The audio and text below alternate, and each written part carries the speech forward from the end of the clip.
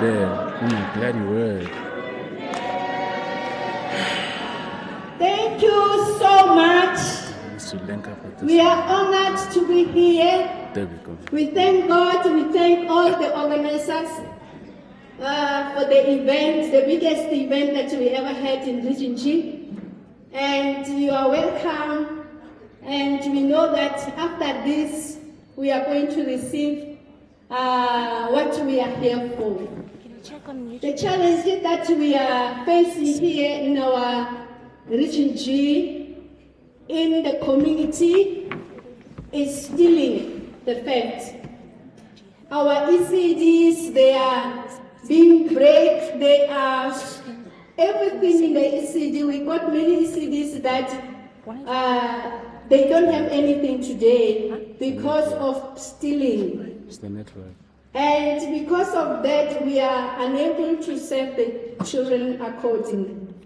The other thing that we are facing is we have the children that are coming to our ECDs without food. We are facing that each and every day, that sometimes we don't know what to do because those children sometimes they slept without eating, and when they come to the ECD, they're expecting to get food. So with this note, when we see fighting against hunger, we were so happy that at the end of this session, we are going to have the solution. I would like to have my boards there as an example. So can I have the boards there? This is only an example of what is happening in our Region G. The boards there. See, it's the network. I'm sorry for that, because my colleagues, they were saying, do not dance when you are right there. Do not allow them to give you cappuccinos.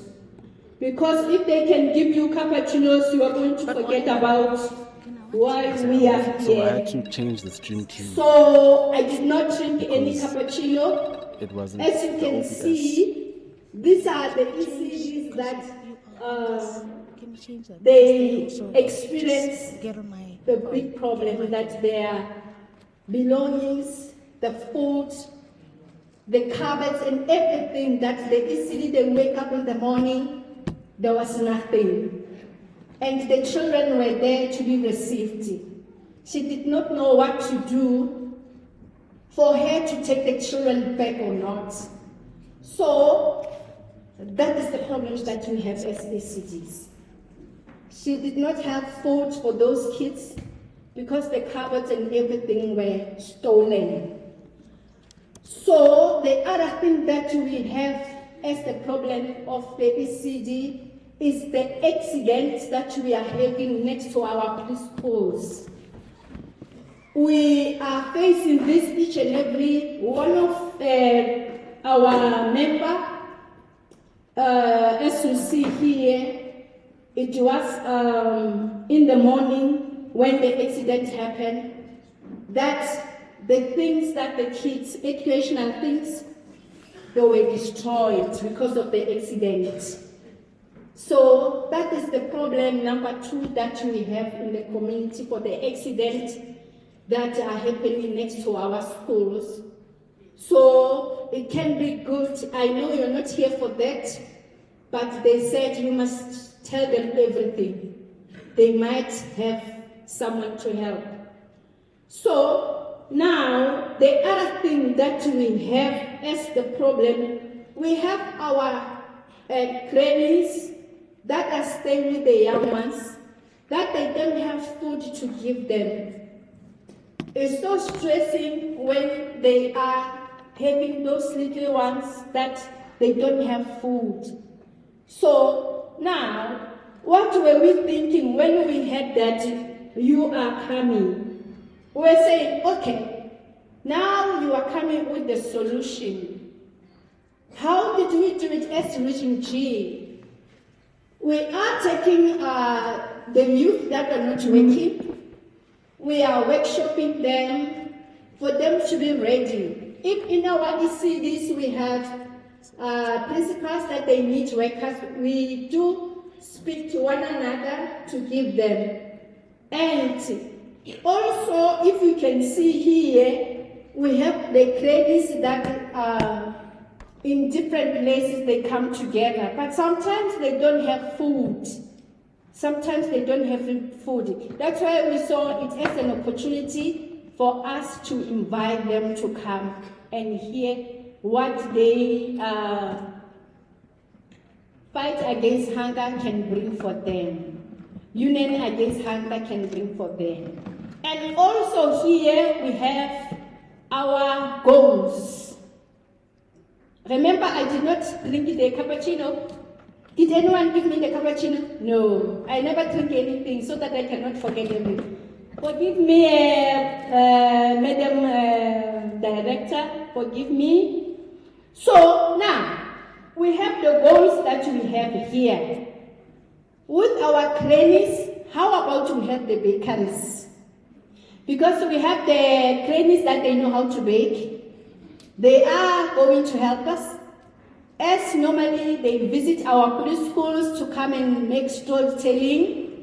So if we can have help so that they can help us with the bakery, we have the youth centers that we can, because if we can see the problem that our youth today are facing is unemployment. So as the ECD, we took it in our shoulder that we are going to help everyone. So now, also the land for the gardens. As the Region G, we would like to have the land where we are going to plant. So next week or 2 weeks to come, we are asking the one that is responsible, our MEC of Agriculture, can you come with the wheelbarrows, spades and everything because we are ready. We have experience of volunteering in the community for more than 20 years.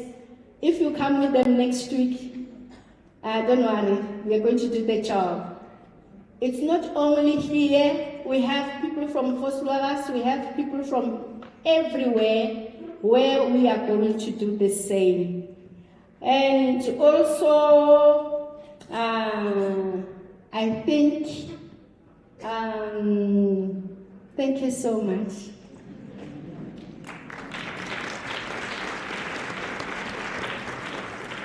You know, I was thinking, I wanted to see if there is nothing that I'm leaving. Because in the room here, we have our leaders, only leaders, community leaders, that they have to go back home to the community to tell them what was all about.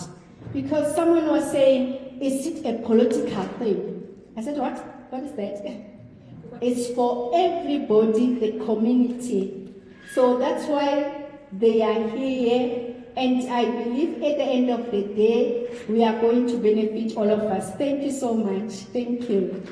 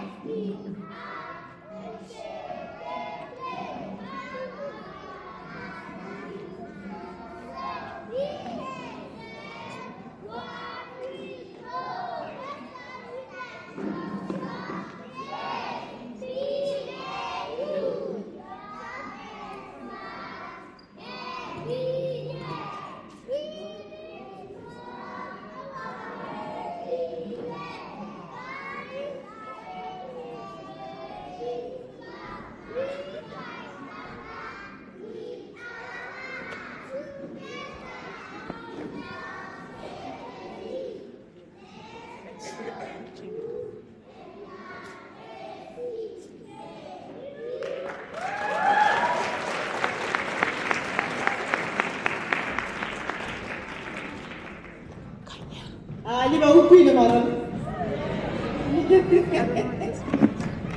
It's the network. Thank you so much. This was a small demonstration from the kids because the future is all about them. So we can't be talking about them outside their presence. So they were just here to mark their space as well to say whatever we discuss here today, it's all about them. So let's give them another round of applause. It becomes better, but then... And then now on stage, I'm going to invite our next speaker, Eunice Mota. She's a representative from HELA and a very strong partner of the Union Against Hunger. Eunice, welcome. Thank you.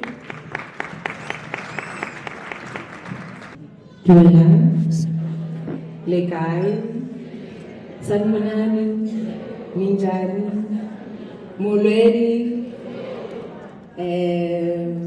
good day, Absheri. Okay, di fela mo. Ke utlwa la ke bua Sotho ne? Okay. Ke lebohela everybody ba teng ka shebo bo mme bo tate ke bone le batjha ba teng bo abuti bo ausi, but haholo ke leboha bana. Amen.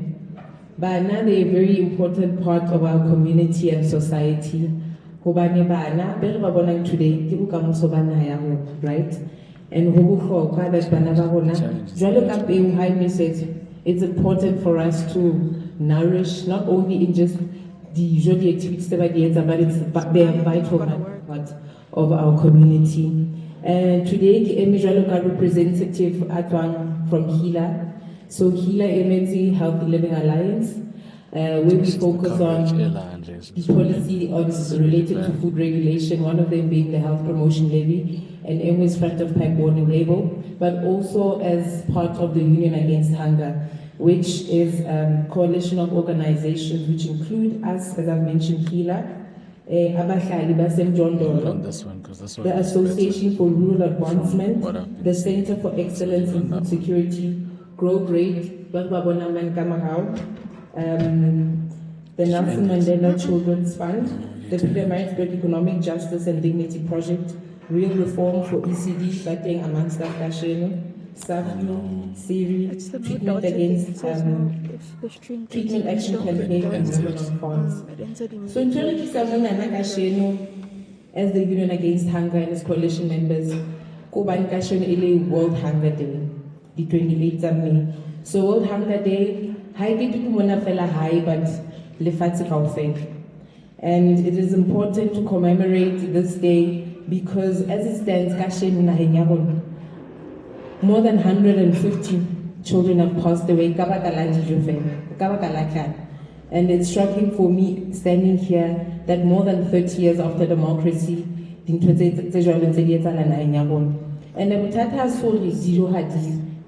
and having access to because the pricing there's going to be someone at Kamonana from SA Harvest.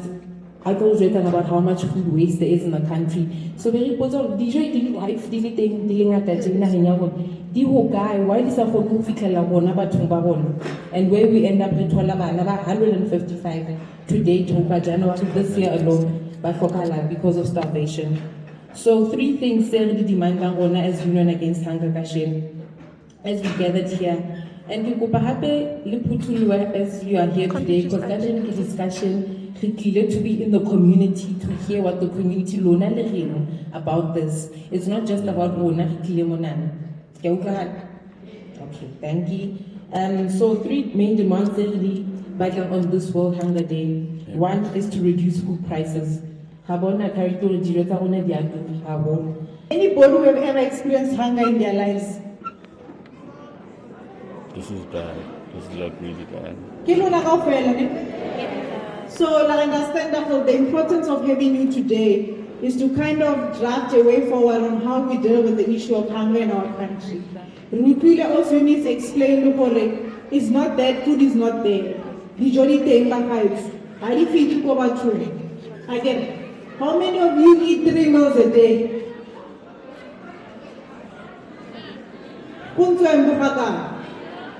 None of you. So, asimula, Mara kima to fetsa ditaba tsa di-speaker. We have beautiful speakers today who will break down everything that you need to know. But na phate ke rata ke ya ha ke se ke tla mo fatshe o mo lo mo ga ipuela hore mathata a eng ake. But ha re bue mathata fela, we are also coming up with ways and priorities that we will add into the demands of the Union Against Hunger. Tse tla tsamayang di ko pele ko government. Akere ba kgona. On that note, ke kopa phakamisa ntate Zwelinzima Babi a tlo re hlwahlwa. Ntate Zwi. I was noticed that the streets were red after I down and join you in this t-shirt to honor the event of today. Let me first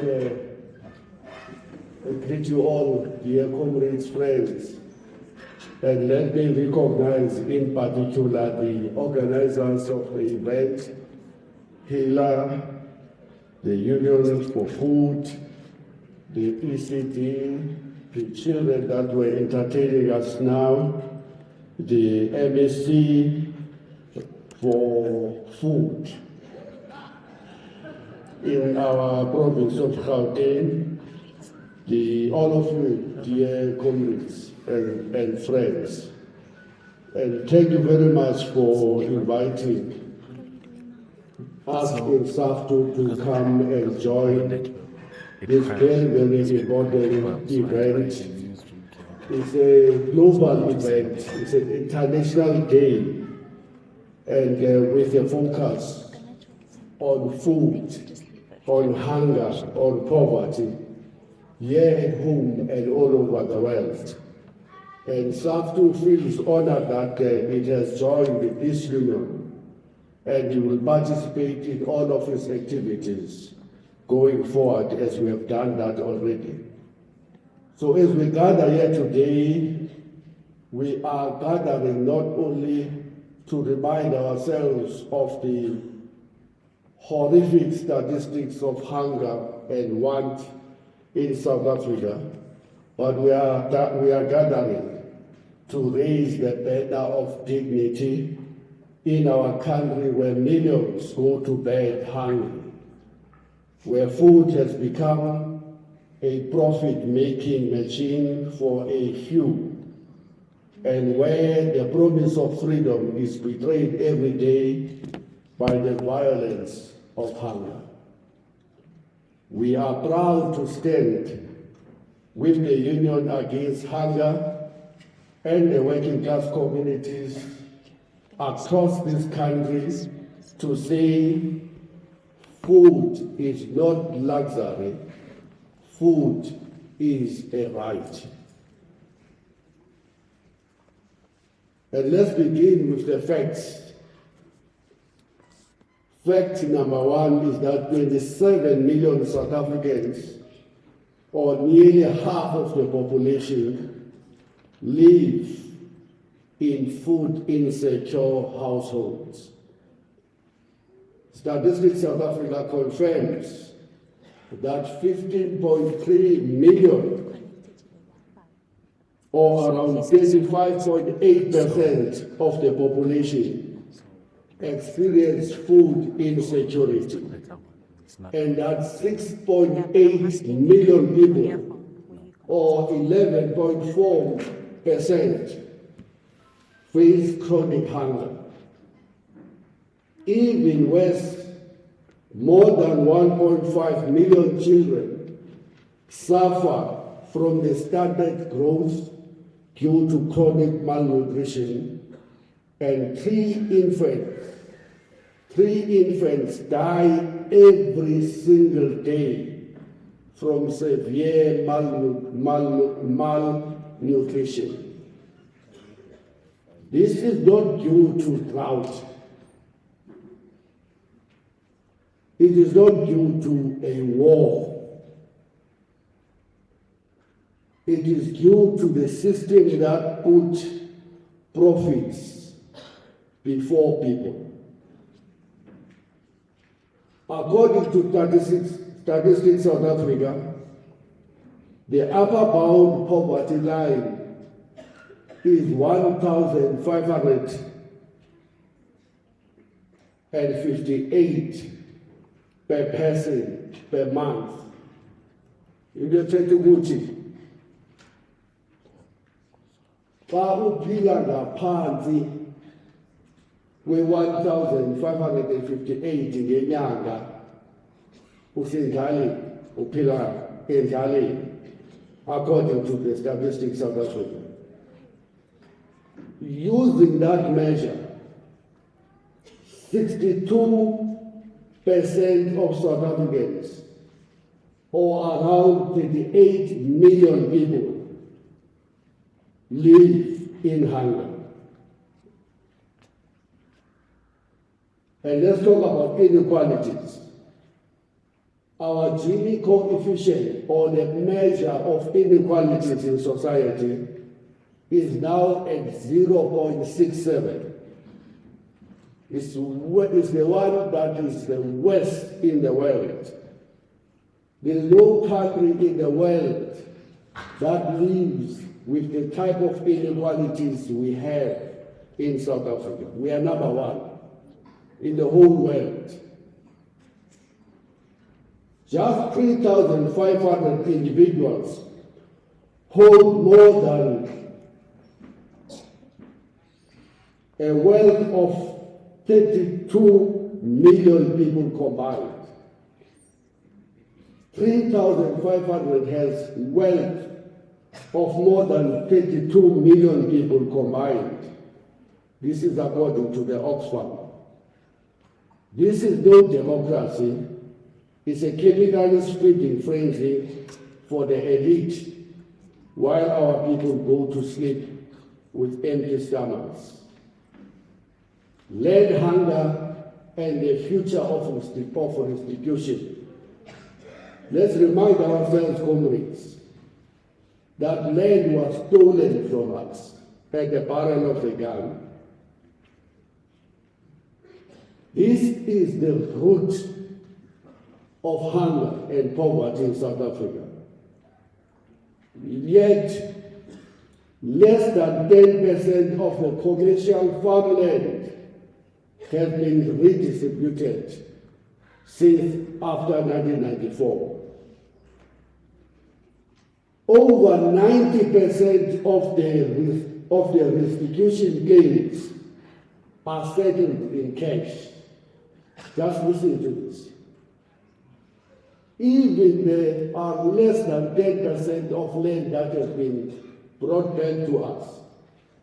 Tina, who had our land taken away from us at the barrel of the gun during the process of land dispossessions and colonialization. Whenever we are given a chance to own a piece of that land, 90% of us prefer to take money.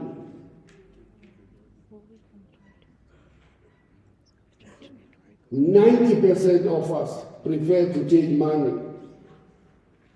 And even the land that will have been given to us, 70% of it lies fallow, unused. Why? Because the government has failed to support the beneficiaries. No seeds, no tractors, no water rights, no access to markets. So let us call out the profiteers from the land. And according to the Pietermaritzburg Economic Group, they are telling us every day that for you to survive every month, you need at least 5,000 rands, 532,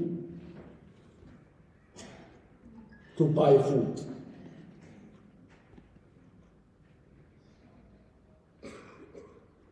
You need 5,000 rands, 532 rands to buy food. That's the price of the basic food basket in South Africa today. If you don't have 5,532 rands every month to buy food, it means you are part of that massive millions of people who are living in poverty and who are insecure, food insecure. Bangaphi abakuthi tibahlelila abanayo imali engu-5,532 rands every month to buy food. Abaphakamise izandla baba. No one. Which means all of us here are food insecure. Once we're talking about that, do you know that the CEO of ShopRite, a gentleman called Peter Engelbrecht, earns 63,500,000 rands in 2023, which means that a day he earns 170,000 rands. The cashiers at ShopRite checkers are earning 5,000 rands a month. This is a daylight robbery. 6 major food retailers dominate the market and dictate the prices. They collude, they exploit, and they enrich themselves from the hunger of the poor. 6 of them. You know them sitting there, you are the customers. If you look at the CEO salaries from those conglomerates, you will then explain why South Africa is the most unequal society in the world. And let's talk briefly about the apartheid control to neoliberalism and deregulation. Under apartheid, food was a weapon of control.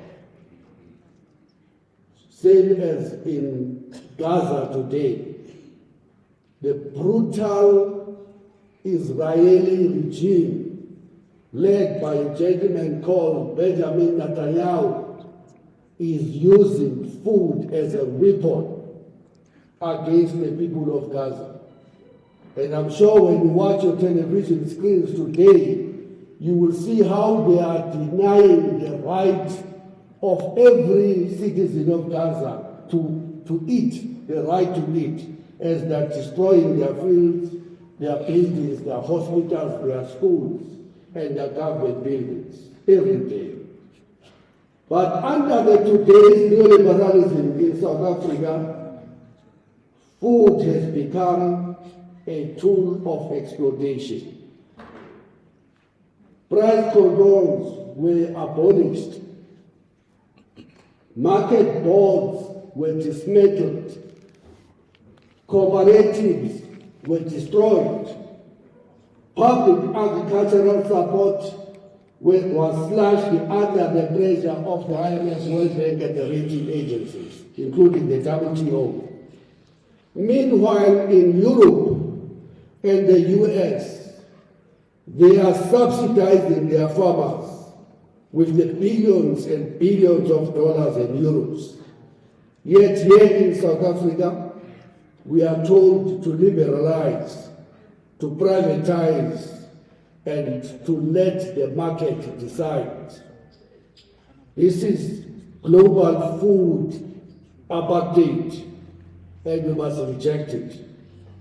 As the working class, we will join you to demand justice, and we cannot wait for the government or markets to fix this.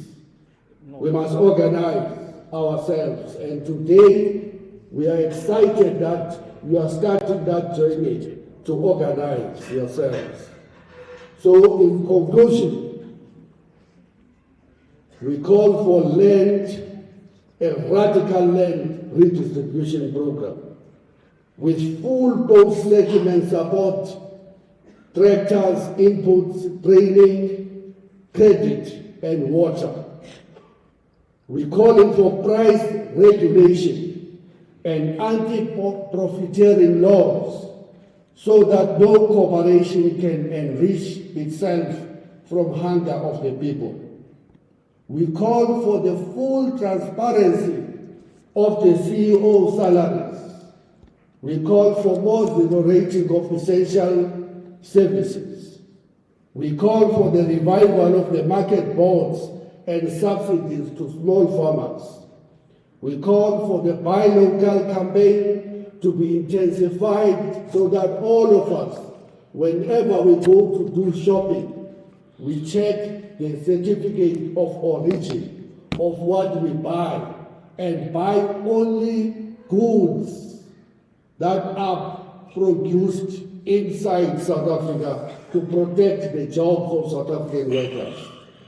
And we call for the formation of a mass consumer watchdogs led by the trade unions and the working class, led by the informal worker organizations, the unemployed movements, the townships and rural communities, to expose abuse and to mobilize for food justice.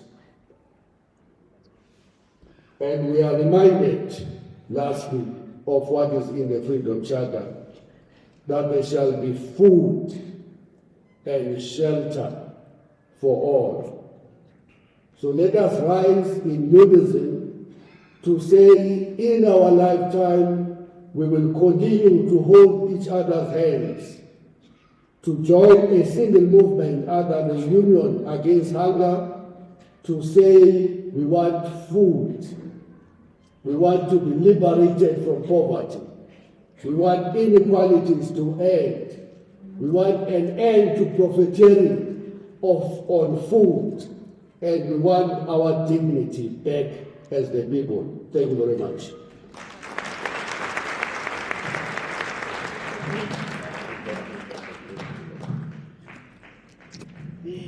Viva Union Against Hunger, viva! Viva! Pagama Union Against Hunger, pagama! Pagama! Sorry, Tola, why will you want to Yeah, so Barama, the Tutum Lions, Bariki Kubiwe, I on 20 years, Kinevetu Jota Batu, the toilet, the car, Mungamara, Kuku Palins, Madarin Bahayas. Ama toilet are these glass doors, the ladies and the gents are there. So we sometimes cholana kore wire lengwake wakol. Kisata kono nekewatanunali people your own views and your own opinions. And I hope you understand why all this halabaloo for hunger. Ratabukhanya kerba South Africa ina machata mangabeke. Ukalwa nola pili. Yeah? Gini nga tate babu uile nga lendi. Hey, uri wana na ningre la pile wa fight. Rekasu khoni so ko para put all our energy and efforts for rematise petrol ya gore we thole dijo every day, so that all the battles that we need to fight as a nation, as a society, we fight that with no burden when we get home. What are we going to eat? Rauka nekrema fight. Mara kiko fetarika wazaluna na kisi bumi na kia fiti sapela. On stage now, I'm going to invite Abuti Tempo from Real Reform to come on stage. He's going to be leading our panel discussion. So you'll also get an opportunity to ask questions to our panel, but also give your inputs, because that's the most exciting part. So Kuparam Shapele Mato Asanzana on stage.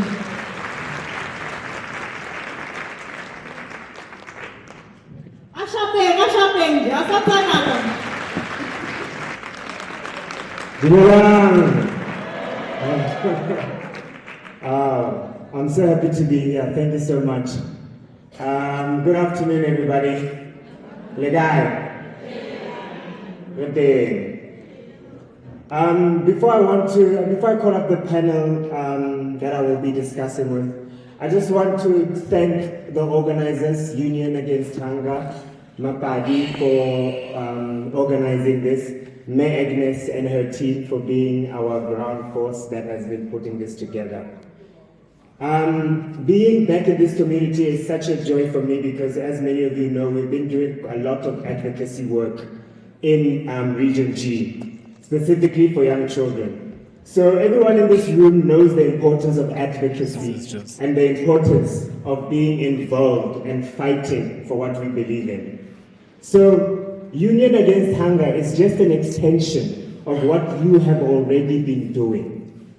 As community members today, you are already advocates in your own right, fighting for your community. So what Union Against Hunger is doing for us is that it's giving us a platform for us to specifically talk about ending hunger in South Africa. The fact that people are still going to bed hungry in South Africa, that should not be the case.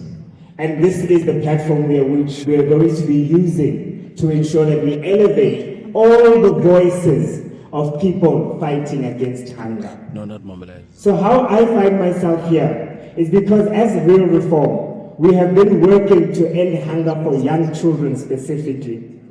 So now we have joined the force with Union Against Hunger because they are collecting everyone who is fighting against hunger to be under the same umbrella so that we can have a bigger voice. So as I introduce my panelists today, these are people from different walks of life, different organizations, all doing amazing work in fighting against hunger. So I would like to invite the following people up, please. Osmo Khadi from Grow Great, Mr. Ellen from Union Against Hunger, Ifran from We the People, and Mr. Emmanuel, who is our resident community member. Yes, please come on stage this way. Shalom Zanda.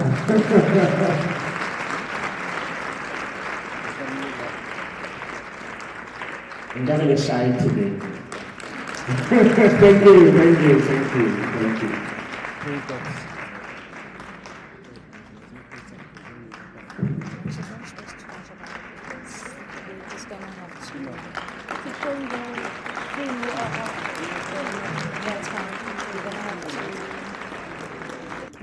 Thank you so much for being here today. Could we just do a round of introduction as to who you are and the organization you are representing, and just briefly the work you're doing in hunger specifically? If I may start with you. Salvanan, Ninjan. Ikabalami Irfan Mangera. Not Mandela. I was born and raised in Lens, so very familiar with the struggles of our communities here. I represent We the People South Africa as the head of education, and when it comes to the struggle against hunger, ours is to make sure that all South Africans know and understand and protect the Constitution.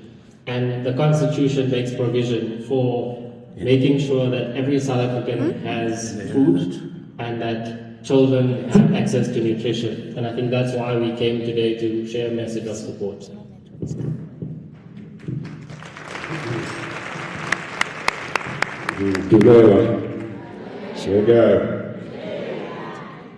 Hello. Thank you all for being here. It's overwhelming for me to see so many people and expressing one of the most important needs and demands that this country can have, and that is for everybody to get enough food. So my name is Alan Brovey. I founded a company called SA Harvest, which is a food rescue organization, and in our first 5 years we delivered 83 million meals. Now, it dawned on me early in the working of SA Harvest that charity, while absolutely vital at the moment, because it certainly, by delivering a nutritious food, can save lives, but charity doesn't end hunger. And my personal mission from the beginning was to be part of ending hunger. So I realized that systemic intervention intervention at the root of the law, at the root of the Constitution, was what we had to work on. And so with my friends from the Union Against Hunger, we started this movement of ensuring that all of us understand our rights, that it's not our fault that we are hungry, that we are in poverty. This is not a normal thing. This is an abnormal thing. And I think it's very important for each one of us here today to understand that this is our right. This is in the Constitution, our right as human beings to get enough food, that our children get enough food, nutritious food. So that's why I'm here and so overwhelmed to have you all here, and thank you for being here again. Thank you. Sanbonani, Chowela, afternoon. I forgot the Afrikaans version. More. My name is Emmanuel Mushana. I'm a community pastor and also a member of an organization that we call SET, S-E-T, which is Social and Economic Transformation. It has nothing to do with money, really, but our main thing is we believe that every community can progress when they become functional. So the core of what we do is to make communities functional, to say to people, if we come together and we decide on doing something, everything is achievable. In short, that's what we do. Thanks. Dumelang, legal. Yeah, who something? Something? Yeah. Yes. I am Khadi Mujela, and I'm coming from an organization that is called Grow Great. Grow Great is a campaign that believes that we can have stunting by 2030. What is stunting? Stunting is prolonged undernutrition that affects the brain and physical growth of a child. Our focus is looking at the first 1,000 days, which is from when a mom conceives until the child is about 2 years. As you heard from Dade Vavi, he spoke about the stats and he said about 1.4 million children are stunted. And it is because of this that we believe that as Grow Great, partnering with Union Against Hunger, helps to advocate one of our voices in the pillars that we have, which is having to have voices that are joined to mobilize and engage with policymakers to make sure that our children are not stunted. And the reason for this is because you have seen our champions singing for us here. And these champions don't just become. And if they are there's undernutrition, that means that the learning of our children will never come all right. Because if the brain doesn't grow, it means that the conceptualization to make sense of things will never be. Today our children are suffering and are not able to read for understanding or meaning. Why? Because the brain was not fully developed. And this starts when the mom is pregnant. And through two programs that we have, we are able to engage mothers that are pregnant and also to tell them about the benefits of having good nutrition. And good nutrition is not about having your chicken licking or whatever. We're talking about spinach. Our champions here were talking about spinach, they were talking about pap. How do we then have access to spinach, to pap, to potato and tomato? Thank you so much. Thank you. And just to introduce myself again, my name is Tepo Manche. I am from Real Reform for Early Childhood Development. We are a national advocacy movement advocating for holistic, quality, and inclusive ECD services for young children. And with regard to nutrition specifically, seeing an opportunity for the state to support nutrition by creating a nutrition program at ECD centers, the same way primary schools and high schools have their NSNP. So I'll be doing a dual duty today as a panel person and facilitating the conversation. The Union Against Hunger has come up with 10 recommendations that we are putting forth to the state, to the public. Today we are highlighting 3 specific recommendations, and these are to reduce food prices, to prevent food wastage, and to get a national food security plan. Efren, I want to start with you from a legal point of view, and I want us to simplify it. By our constitution, it should not be the case that people are hungry. The constitution, when we got it, it promised us that South Africans would not be hungry. 30 years later, why are we hungry when the law says we shouldn't? Thank you, Tsepo. Let me disclose I'm not a lawyer. I just work to teach the Constitution. I'm an educator by profession, so I'd be happy to simplify it. Section 27 and 28 speak to this problem. And for us to understand it, we must go back a bit. It was Tate Vavi who spoke about the Freedom Charter. This constitution was as a product of 490 people who were charged to develop our law in 1994 to 1996. Those 490 people were elected by all of us, well, some of us weren't born, but South Africans who said they want a new society. And that society must be one that is just, that is dignified. And so those values were rooted in this constitution. Now, South Africans from all walks of life, over like 3 million submissions came through into that constitution making process. So it wasn't a constitution flown in from somewhere. It was developed by the people for the people. And these 2 provisions make it so that we realize that promise that South Africans say we don't want to go hungry. Now, unfortunately, this constitution is a book, is a piece of paper.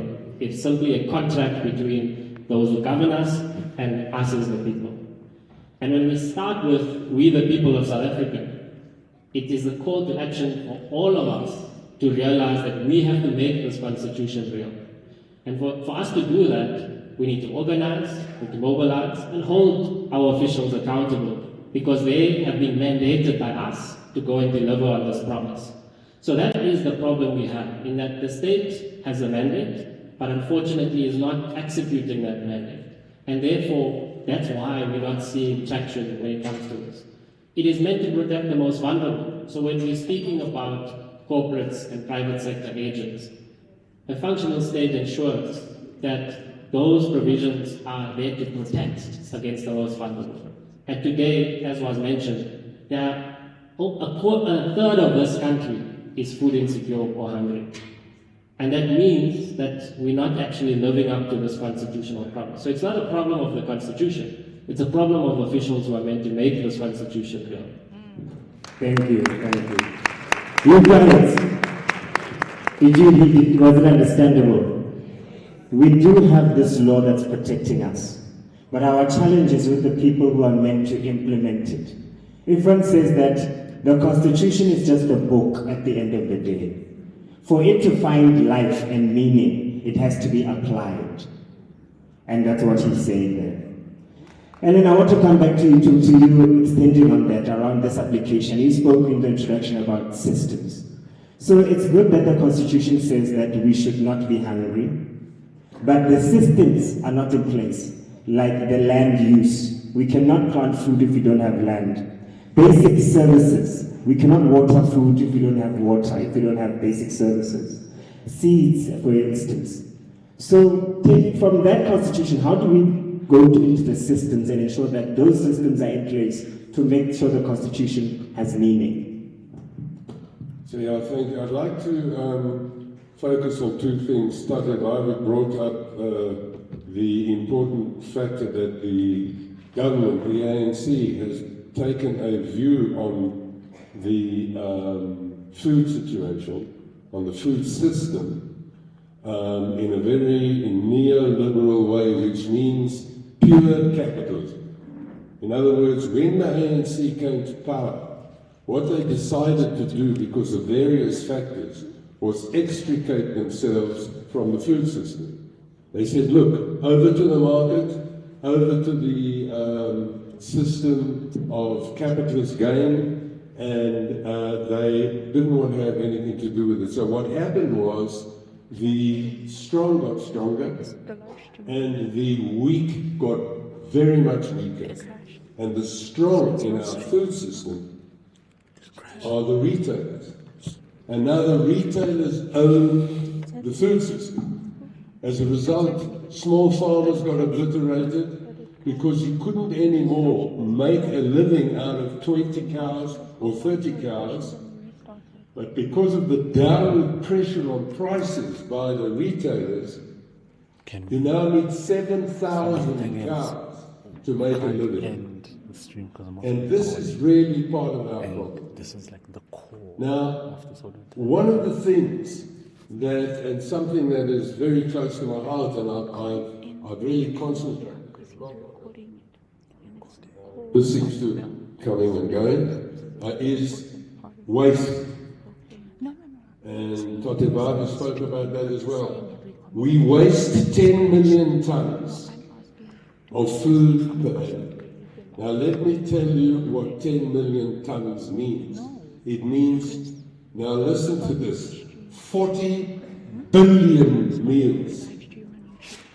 40 billion meals that would feed the world for.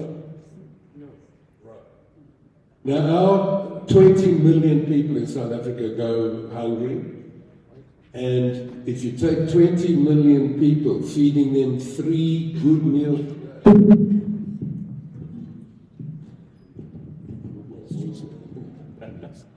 20 million people needing 3 meals a day for a year equals 22 billion meals. So from food waste alone, we would be able to feed our hungry people for 2 years. So this is really systemic, and there are things, to be very brief, that can be done about it. And if we want to go into it a little later, I will. But the first thing is to make food waste illegal. We've got to legislate against it, because the retailers aren't interested, and the manufacturers aren't interested. They've got their things to do. They've got to make their profit. Why worry about food waste? It costs money. So we've got to legislate. They've done it successfully in France and all over the world, and we have to do that too. Thank you.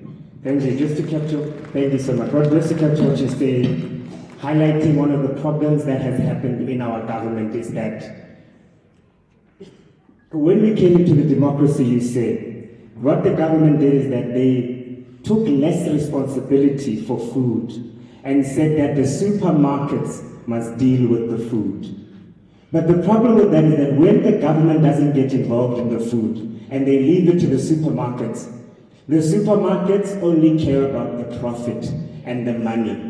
So when the government is then not there to represent our needs when it comes to food, the people who care about money keeps making the food more expensive.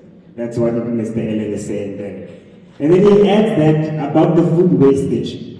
If we already have enough food, if we kept the food that we are wasting, we could feed everyone in the country for 2 years from wastage alone. So the solutions are there. Thank you for that clarity. I want to come to you from the community point of view and what you are seeing in the community.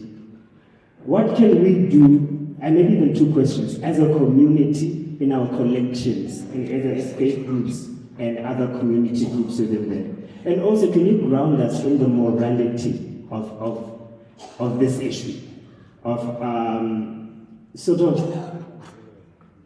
trying to sort of speak around how I feel in my heart of hearts that we are really doing an injustice and disservice from a moral point of view to the people of this country. Can you please ground us there quickly too? Okay, but I think I'll start from something that you said before in explaining the matter. When the government gave the responsibility to the markets, one other thing is, or gave the responsibility to the retailers.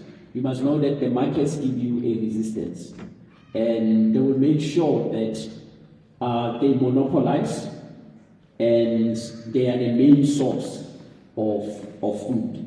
So, from our education system, we are never taught how to grow our own food. I don't know if the now generation do agriculture anymore in school.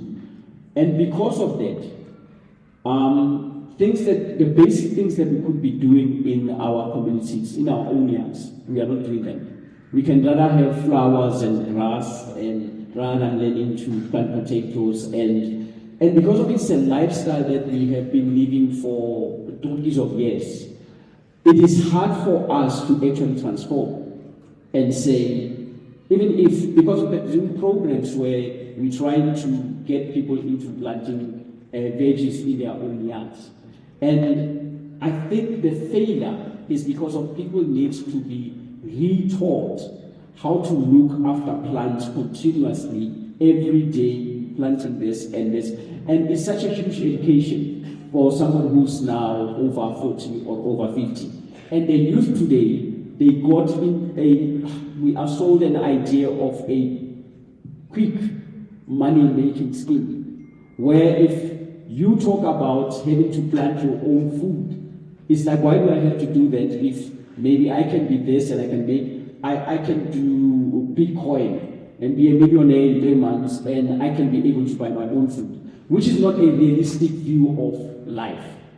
And my desire, or what we have been doing, it's try to push people into saying, how do we get to a point where we can collectively decide to build little farms, collectively decide to move to smaller businesses and say, I'm growing cabbages, I'm growing potatoes, and we can sell those, and these street vendors can sell to people around the communities. One of the challenges is, now recently in my area specifically, in Dobsonville Gardens, we identified a piece of land. For us to use the land, people collectively, they have to register themselves as whatever entity that they have to be cooperating. To register and cooperate, I realized that as easy as they say it is, it's not. And now they cannot get access to help or funding because they have to have a legal entity amongst themselves that says, unless you are identified as this, we can help you. But for them to register at that, they have to go online and register on a system that continuously collapses. Now, they get discouraged long before they can even start the work. And registration is not the issue, but planting is. But they cannot get to the planting because there's this red tape that says, unless you jump that loop, and that one, we cannot help you. So those are some of the issues. Thank you. I appreciate the practicality. Thank you. Looking at what we can do as a community where you are with what you have. Thank you for that. Namu Khadif, to you, I want to highlight the young children and speak about stunting specifically, but how hunger at that age affects one for the rest of their lives. Can you please speak about that? I think about a year ago, I had an opportunity to access some research that was done between, I think when it was COVID, and they said children from grade 1, I think, until grade 4, I'm just trying to think hard in my head, that they cannot read for meaning or even to actually even understand. And I think for me, it was a concern to say, if when I was in grade 1, I was able to write my name and memorize if these ones are not able to read for meaning, what has gone wrong? And this is where I believe the voices of civil society, people that are here, that when we are together and be able to make things that make our children start grow great, we need to make certain things trend. Today we are here meeting, a year ago people are dancing for Utwala Bang. But now we have to talk about Ihangayam. And that Hangayam starts by us having to think hard. And through one of the programs that we have in Grow Great, it's making sure that we have antenatal and postnatal classes. They are for free. Mothers that are pregnant are able to attend. And in these classes, we are talking about nutrition. We're talking to mothers on how to prepare food. But the challenge is, if you do not have food, what is it that you are going to prepare? 2 months ago, I had an opportunity to visit, not far from here, there's an informal settlement called Pumlamkashi. At Pumlamkashi, as I was sitting there because I was visiting one of the family members, they don't have water to go. As a result, as I was sitting there, they come, I was next to a tap where they line up buckets for water, and they said they have to access water at this time because there's a time when water is not there. I hear Muruti talking about having food gardens, and I follow that. But who is talking for communities like Pumlamkashi, where there is no access for water? I have a desire to have a garden so that we can grow the spinach for these champions of ours whilst they are in the stomach. But then who is talking on their behalf? Where is the political will? Who is talking for them on just access for water? The unfortunate part is that next to that tent there's a tavern where people are just loitering, sitting there all day. Why can't we mobilize everyone? Whoever is in the tavern, let's talk and make our voices count in making sure that we fight for things that are going to leave an impact, not only in this generation, but even in generations to come. And I'm not saying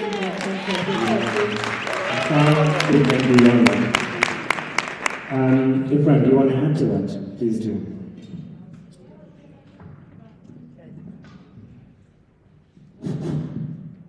The lady from Pumlamkashi, I saw you put your hand up. Can you scream for me, please?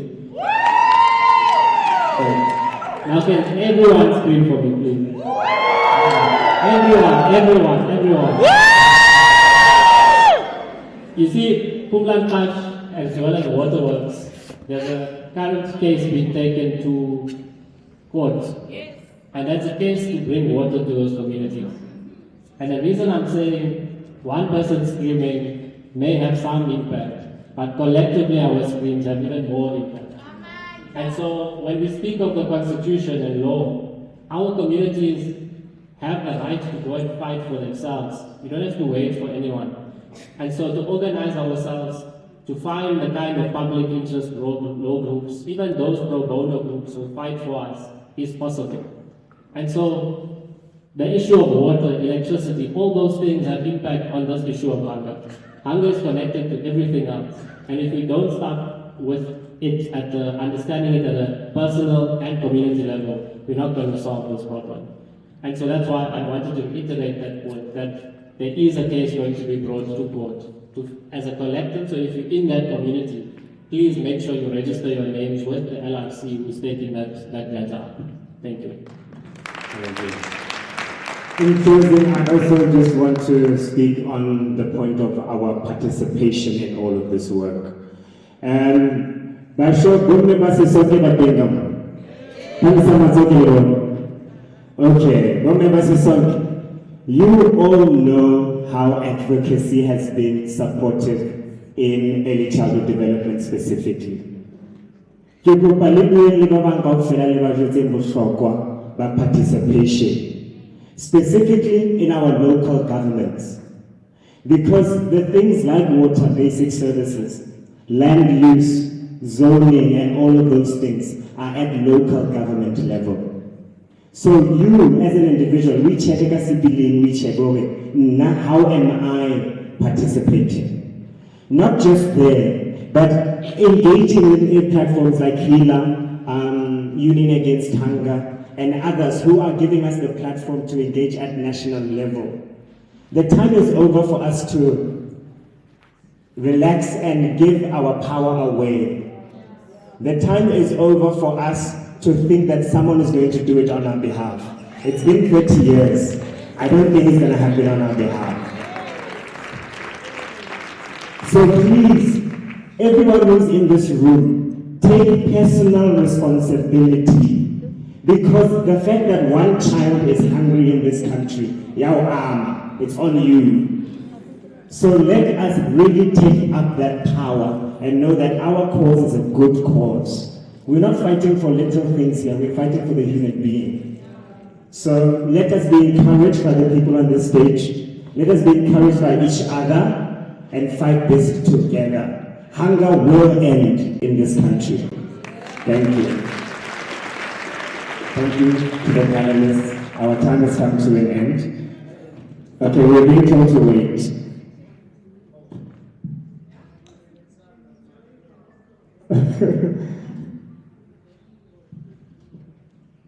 Thank you so much. Congrats. Are you happy? Yes. You happy? Yes. Okay, so get up alone. So we are going to open for question and answer sessions. The reason why I'm asking you to stay here is because some questions might come to you. Comrade, we see how the matter fell normally. Me open what talk mo tshwantse ka go after. Phela mara tsamaela. MEC, all MEC. So, hana ka bo tsamana. Ba re short wa bona ke a tseba gore re na no botsa re bua go roetse na. Bo gopola ka ne ka tswa ko kae. Ebe mama wa mama o malume wa rakgadi wa mama a kena ko a ba ga itse kopa re tsene fela re on to the point go ba to go clear chance for ba ara ke ba go ka re ke ba tla gore le kene le dutlile di demands tse a botse tsepa di bilitseng le sa di gopole tse itere ke mama ka mfang e wa le tshete ka le sa gopole.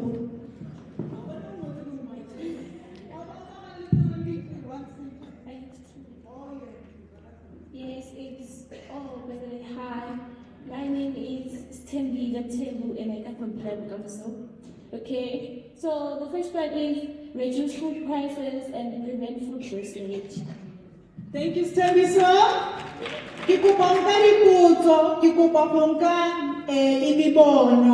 Just to say, for the Union Against Hunger, if it heal, Union Against Hunger is not here to replace any organization. Today you are just wearing these t-shirts just to show unity, but the organization started under one umbrella, which is the Union Against Hunger, to help us fight this issue. So any issue that you feel you need to raise, something every skipping, what is your priority? Give into and prioritize it, because these demands are already fair. Again, Renali government again, everything again. So Lisa go. So anybody who has anything to add in regards to the demands we have, your opinion, your views, anything. There's no are you interested, useful? Watch someone that will be in a couple of our bedroom. Or literally, you know, fella she mo me motafule ngiba ko 2 minutes, 1 minute. Greeting all in the order of malnutrition Christ. I've got a concern or a request I've just heard Comrade Friday this in the beginning. I have a concern because we're hungry as a people of South Africa. And my request is, as we are so hungry and we have people from the government Is it the people from outside the country allowed to have the farms here? The South Africans are hungry. There are people who can plant the food. My request is, will you please just go around and check in the farmers? The people from outside, they owning the farms and they planting and they got the market. Yet we are sitting here hungry. We don't have food even in our house. Especially the place called Walkerville. If you can go to that place, you'll find the people from Malawi. They've got plants, they've got farmers. Will you please assist us? Thank you so much.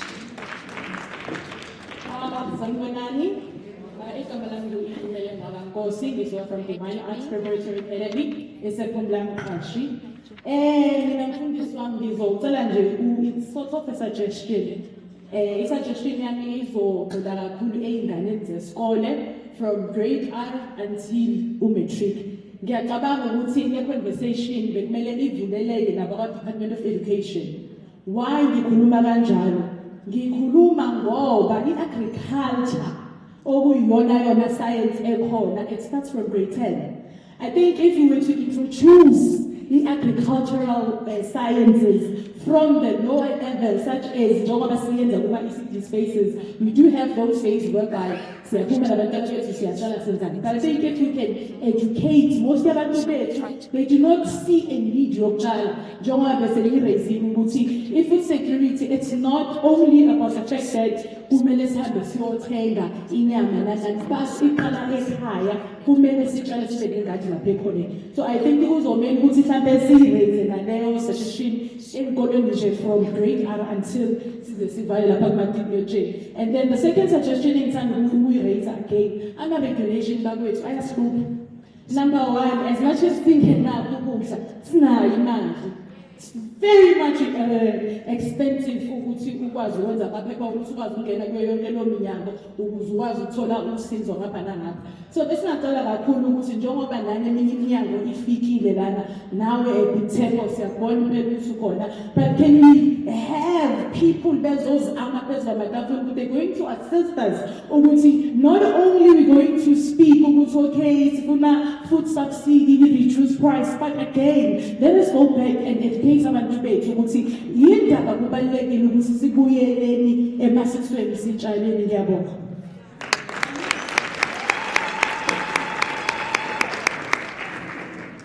Now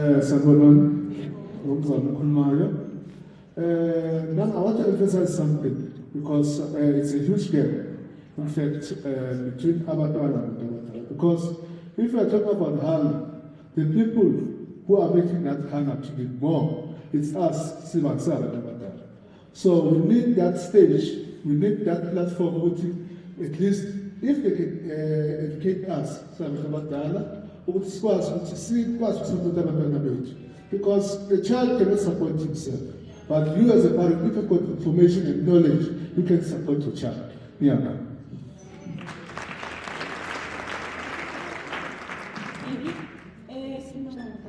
Okay, just one more concrete. It's a more on two. The very second from that let them excel from go around the farm. Most of these speakers most of the questions but NEC who agriculture to say please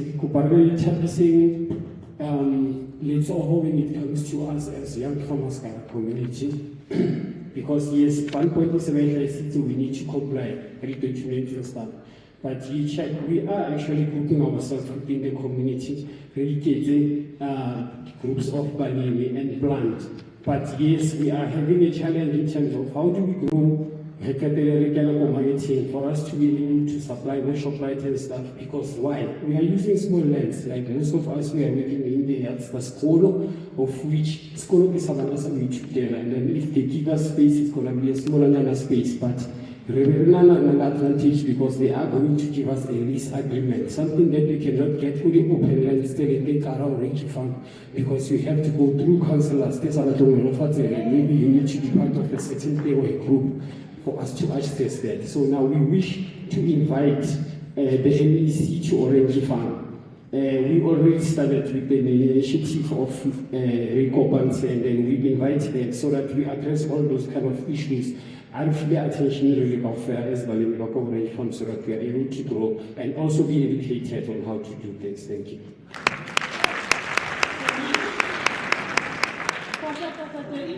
Salmon, Ikamala Mudwan Shabalala from the Fine Town Movement Response Team, Ye Old Committee Environment Award 7, Nitopegisa FEC. I-challenge yesibanayo iyi-1. Abantu abaningi labarana ama-ECD emajardini wabo akuna-space abangayenza khona ama-home gardens. So uma singabheka lama-gatekeepers we-land singayenza kangcono. Sinama-illegal dumping amaningi la kumele siwa-neutralize senze khona ama-home states garden ukuthi abantu bakwazi ukuprovide ukudla. Wonke umuntu ola, I do understand ukuthi angakwazi ukuthi alima yenze yonke into. Uma bangathola nama-tools nama-training, bengicabanga ukuthi leyo ngaba ngcono ukuthi kuhambe area to area abantu bafundiswe, abantu banikezwe ama-tools, bazame ukuthi badile ngawo lama-dumping site. And then bayenza ama-home gardening, bayenza ukudla. Ngakho.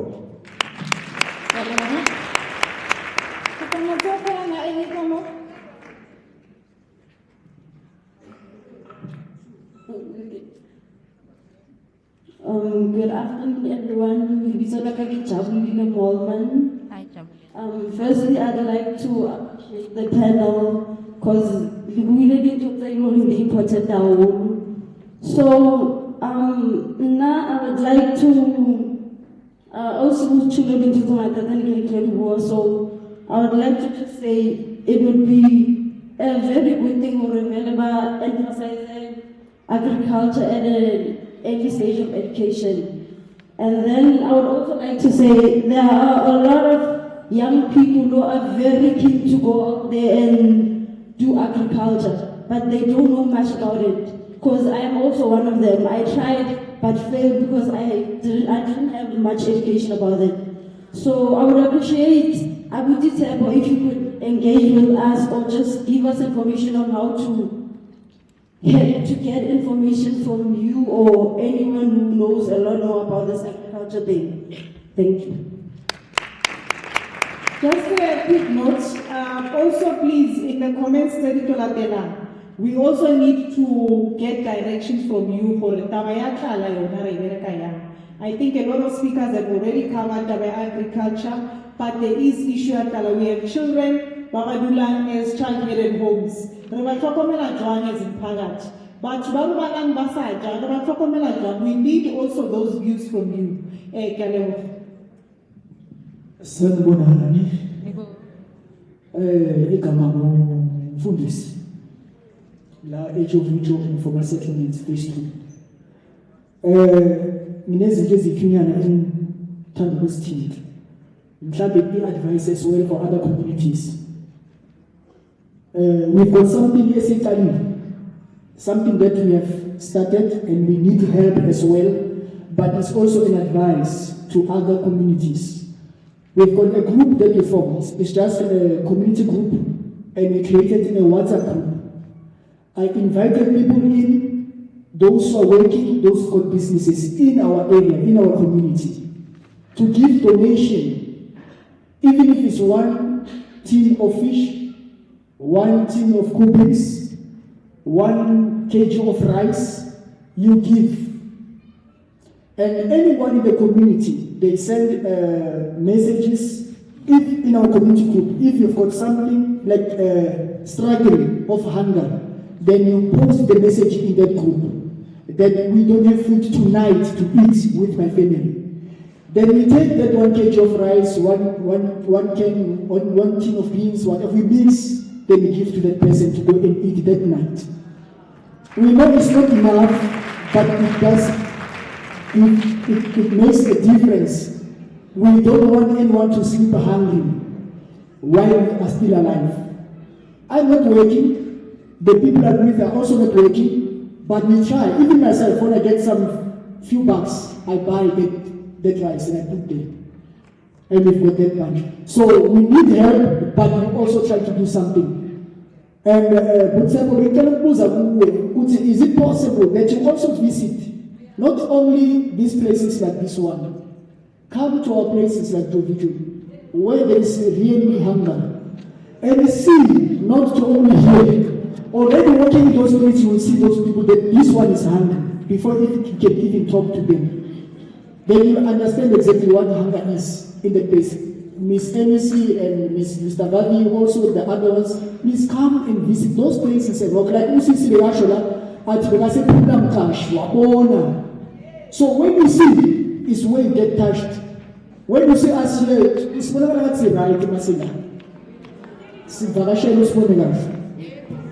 and the other last one maybe on this is the issue of water in our minds. The issue of water is too much because in Zula Makulumala, which umuntu uzotshala kanjani uzonisela nani unganawo amanzi. I just received a voice note here because of time I will not be able to put it. Abantu bakhala ngamanzi ukuthi they are using water tanks. Even Joburg Water cannot put for them because that is not our tank. But Joburg Water did not provide a tank for those people. They bought tanks. Help us get water. So how can we get help or assist those people in mountain city informal settlements? Because imagine I received that voice note. We've got tanks but no one is assisting us with water. Let alone look at that.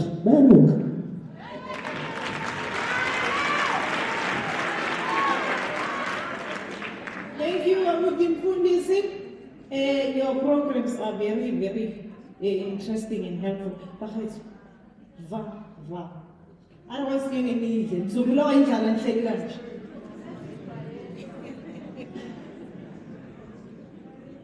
Sanfanani, Ikamalamu, Mutanga Mazadi, we waited to without seeing one beautiful. I said, Baba, such a thing. Oh, yeah. Okay. And we are an organization that is a Tolwas Parati. Tolwas Parati, it's an NPO that provides psychosocial support to adolescents and young adults who are born with HIV. We have young people, Abatatana ARVs on an empty stomach. We didn't get that. And we have children, Abayaba Abandiwa, because of their parents who were living with HIV. So it's a huge problem.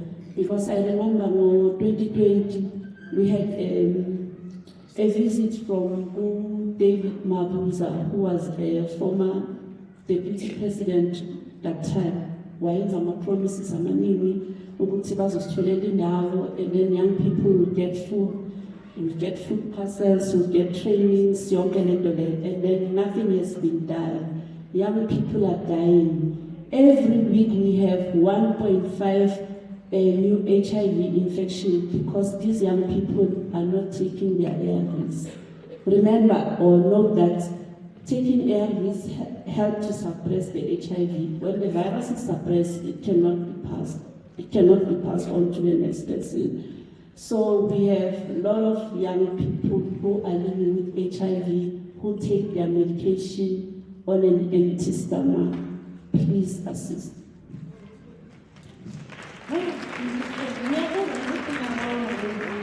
And Tata Maka two boys, about 2 boxing, not by 3 boxing. Sanlani usiphiwe kulo lomoya uma engutawuthi informal settlement bazali mina ngasho ukuthi ngisebenza nesihlalo ukusebenza ukubazali into enzakalayo ngibona ukusebenza ukho nangobaba ngakhona iphila nokunyama organization bazali ewuthawulethi ubabusuli baningi abatazamile ukubasiza kodwa i-assistance inasenza ngayithu into ezifana nokurejista amakhampani maningasiza lo baba lo izinto eziningi bazali bami cela ningamile kulete ngikhuluma nobaba lo nangubaba iPhilamende Omnyama organization bazana once namsiza yonke into izoba kule informal settlement engiphuma kuyo kodwa akayitholi support enough kunabantu abahamba phambili baningi abantu ayile ngobo asike isipotsa ngasenje babuso uzamile ukuletha wena rugby wena ini emphakathini kodwa kunabantu makufika izinto abantu abadala ngale foundation le yamathuluzi okuplanta nani sithe masifika lezo zinto bazali bami akanalo namhlanje iphili akanalo halamu namhlanje kodwa uyomobilize umphakathi abatshele ukuthi one household one garden. Siyabonga.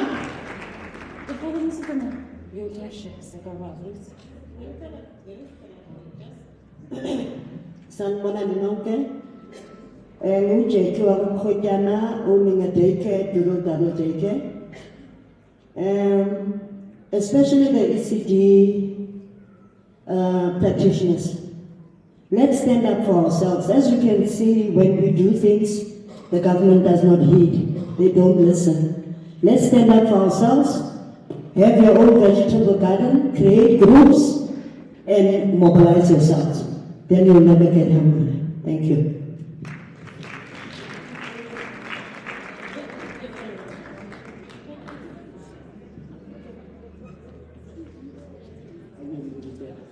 Sanibona mphakathi igama lami ngumngane waXolisiwa from ku-budget justice commission.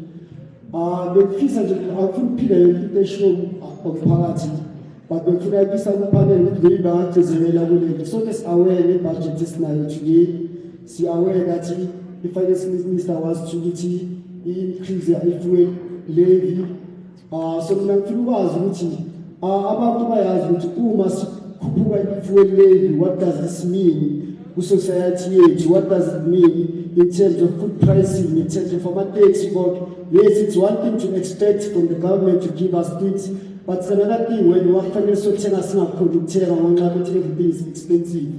Lokho le yenza ukuthi impilo zethu zibenzima, yenza ukuthi impilo zabantu zingakhona ukuya phambili. So I think maybe that's one of the things that we kufanele sikhulume. Where sinama-politicians, sinaba-inkokheli zethu ezenza impilo zethu zitudezeleke more and more, impilo zethu ziye phansi kuya phansi ngenxa ye-budget that is not proper, i-budget kade ebhekelele bona bodwa but ingabhekeleli imfanelo zabantu enzansi. So I would love ukucela ukuthi nifanele i-discuss, maybe that's where we need to start i-issue of food pricing. When we say increase to fuel levy, what does it mean to the society, to the working class, to the poor? Thank you. I have one last question, Seko, and then I'm handing over to you. Alan Kavanaugh Gabile, so Arala Konamo. Sanibona, igama uMandla ungubani sibonga. Ngizoshaya nje kancane nje ngithathe nje ngithi kapho. During the era of pre-colonial period, there was those kind of Masisa or Mafisa system whereby our Africans were able to assist one another, go order and whatsoever. If no they know to pay, they were called Mutibasizane during the era of pre-colonial period. There comes the colonial period, whereby the Africans were incorporated under the white settlers under a dependent level. So now, as we speak, the mentality they have figured in the colonial period,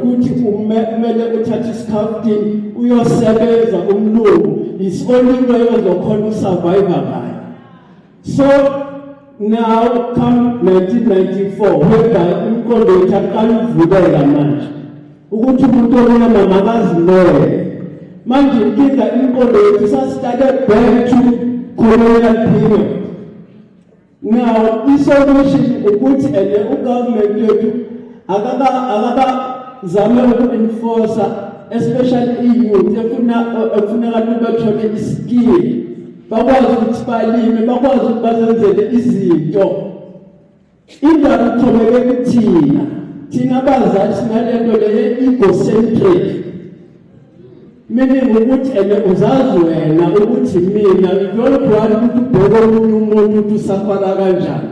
Kuthi makuthola mina kuphela eshayini. It's a problem. Ake sizame ukubuya back kuma-basis wethu as an Africans. Sizazi ukuthi imvelaphi yethu iphuma kuphi. Sasingazobani thina during the era of pre-colonial period. Siyazobana because of those kind of system and dirty tricks of capitalism. I'm sorry to say that. Thank you very much.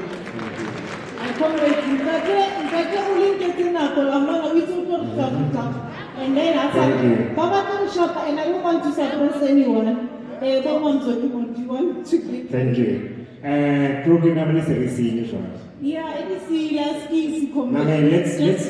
let's open up this discussion for afterwards. So you're more than welcome to come to any of the panelists and speak to them and ask your questions directly. And let's carry on this conversation. We're now part of a bigger movement. So I feel we will have our responses, and I will go first and take advantage of having the mic. I think, colleagues, let's really stand up and educate ourselves and share the information where possible, and not wait for someone to come to us. So I want to share some resources that are available to us. One of them is called the Road to Health booklet, specifically for young children 0 to 5. So for pregnant mothers, you can, on a Google, find this booklet that can give you information about what to feed the young child. And then alongside that, I would also recommend that we share these resources with each other. So as ECD centers, when you have parents' meetings, have a little bit of a workshop around nutrition and share those resources with the parents.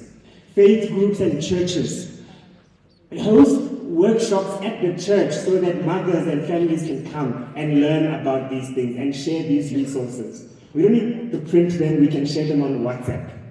Another resource I want to share is also around, for the ECD practitioners, the Banapele mass registration. This is ensuring that all centers can get registered so that by the time we get the nutrition program, you can benefit from that program. If you're not registered, especially now at Bronze, you will not get that nutrition program. And we just got increase of the budget. Now we have 330 million for nutrition for the DBE. So please participate in that. Thirdly, around the home gardens, yes, I think we have spoken more about that. I don't have to say more, but let's educate ourselves around how we can participate in that. And then lastly, we have the MEC of Agriculture with us today, which I think is a real blessing for us. MEC means really she's the highest in our province for agriculture. There's no one beyond her in our province for agriculture. So today we have access. Let's take full advantage of that. Speaking to you specifically there, my sister.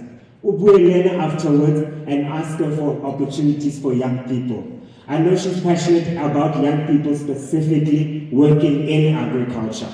So please ask her and communicate around how you can participate. Thank you. Thank you, Tipo.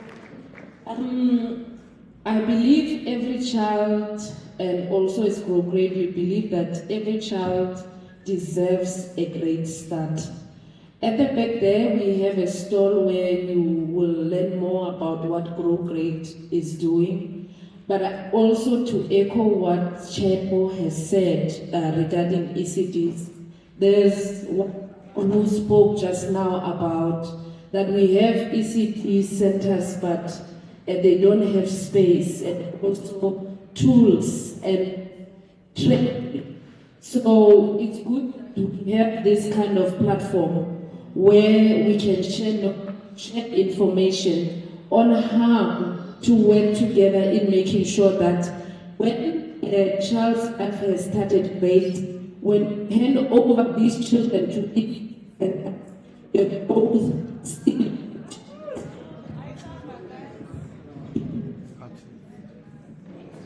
Okay, the growth still continues because we are working together. together to make sure that our children grow great. And with that said, may God help us all. Okay, on the closing part, I think dealing with some of the things that were asked, but in general. I think the first thing to know from my side is that Baholo communities belong to us. We are the members of those communities. And it will take us, again, to stand up and make sure that we make a change. This includes the issue of nutrition in our communities. The miracle is not going to come from government, not anytime soon, because 30 years in government operated. So we really need to stand up. And here's the thing, there's a brother who mentioned parents taking care of their kids, and I support that. But if a parent doesn't have, then the parent doesn't have to give to the child. And again, the problem on its own. And if the parent has and is not taking his responsibility, I think then we must agree for our communities to be functional, we must change our lifestyle. Meaning, there's no way that you can have money and a large portion of your money goes to alcohol, or a large portion of your money, let me attack myself, goes to church rather than your own house. So there's a bit of that has to happen. That we become intentional in growing ourselves as a community. So that's number one. The second one is, on the issue of my brother said something about wholesale. I get these communities we own. So let's not be afraid to sit down and check the structures of our own communities and come with solutions that are relative to that community. Don't copy and say, for us to succeed, we must find somebody who's going to distribute our stuff, and the people who are hungry are people in your own community. Create structures of distributing your own stuff in your own communities. And we're not for all of us.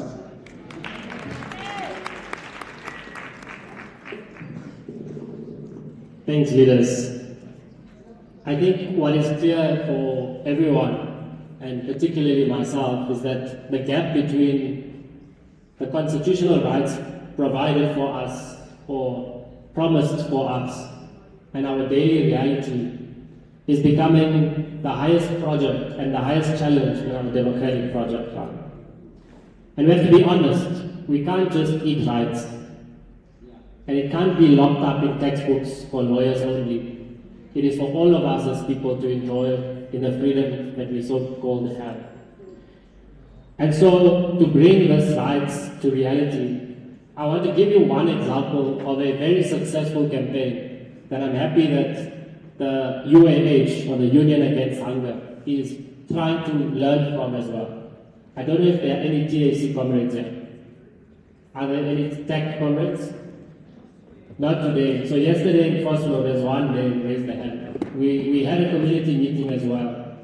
And the TAC, for many of you who know the HIV/AIDS crisis, right? And that crisis killed millions of people. It's still today, like somebody said, it's still killing people because of these issues related to hunger, etc.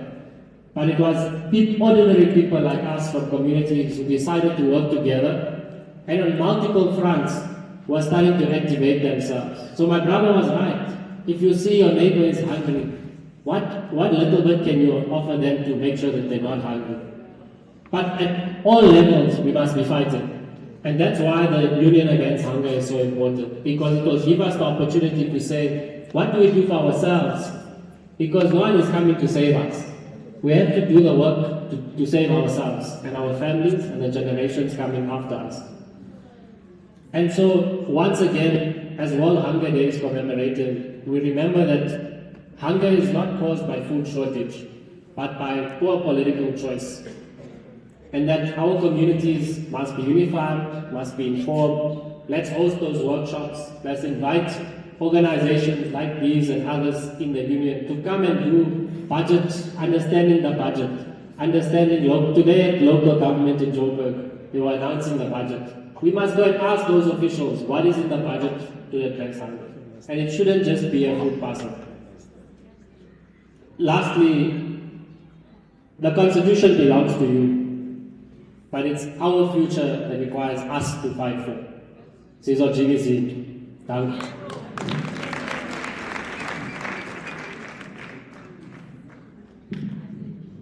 Thank you so much, my beautiful. No, you respond when you do that activity. Thank you. All right. Thank you so much, guys.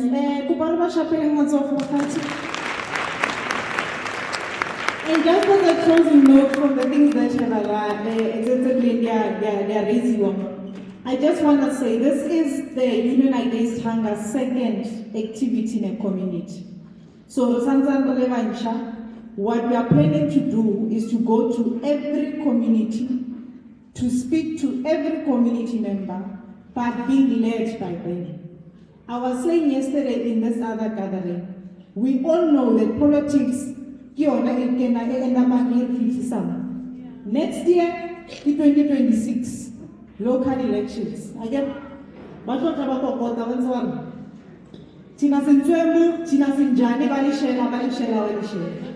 as communities, I ask,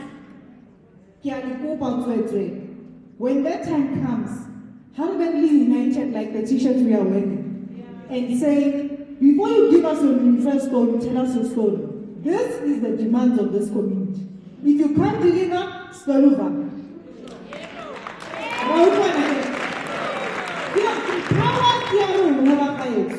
And the next year, it's one of those years that prove we have the power.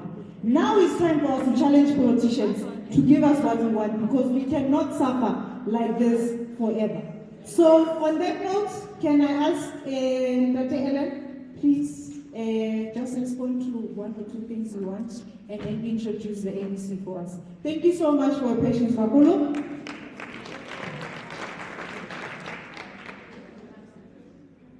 So yeah, I wasn't up there because I needed my jacket getting old. And I just want to say one thing. I mean, it's been brilliant to hear everybody. I wish I understood every word that you spoke. To my shame, I didn't. But maybe I can still rectify that.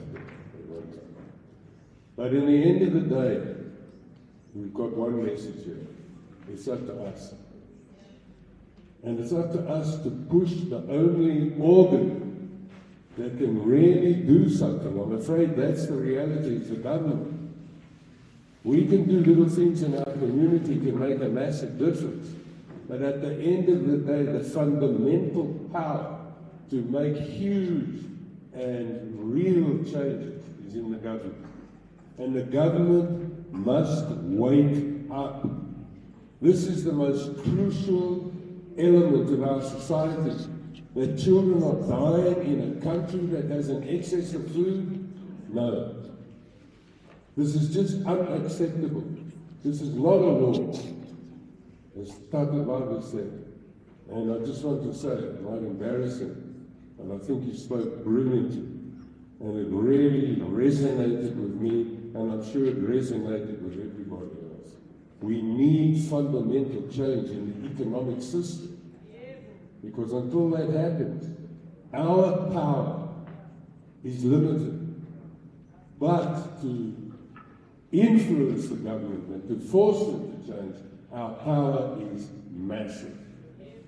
So please, take heed of what has been said and what Tata Babu came across saying.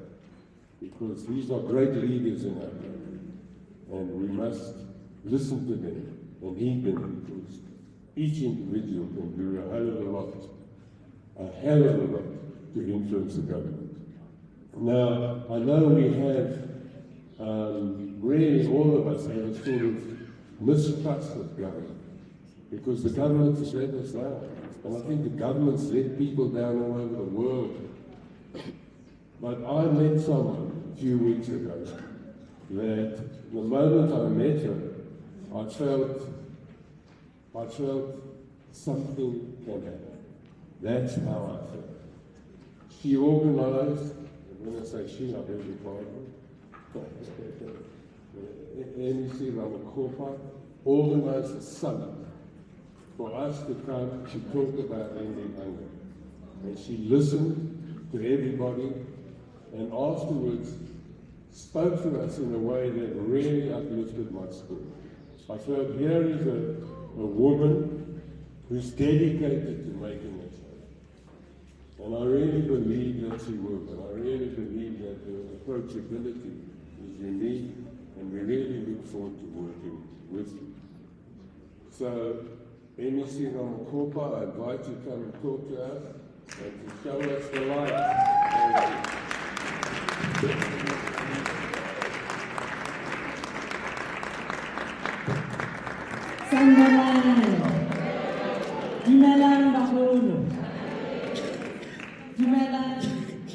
Community leaders, activists,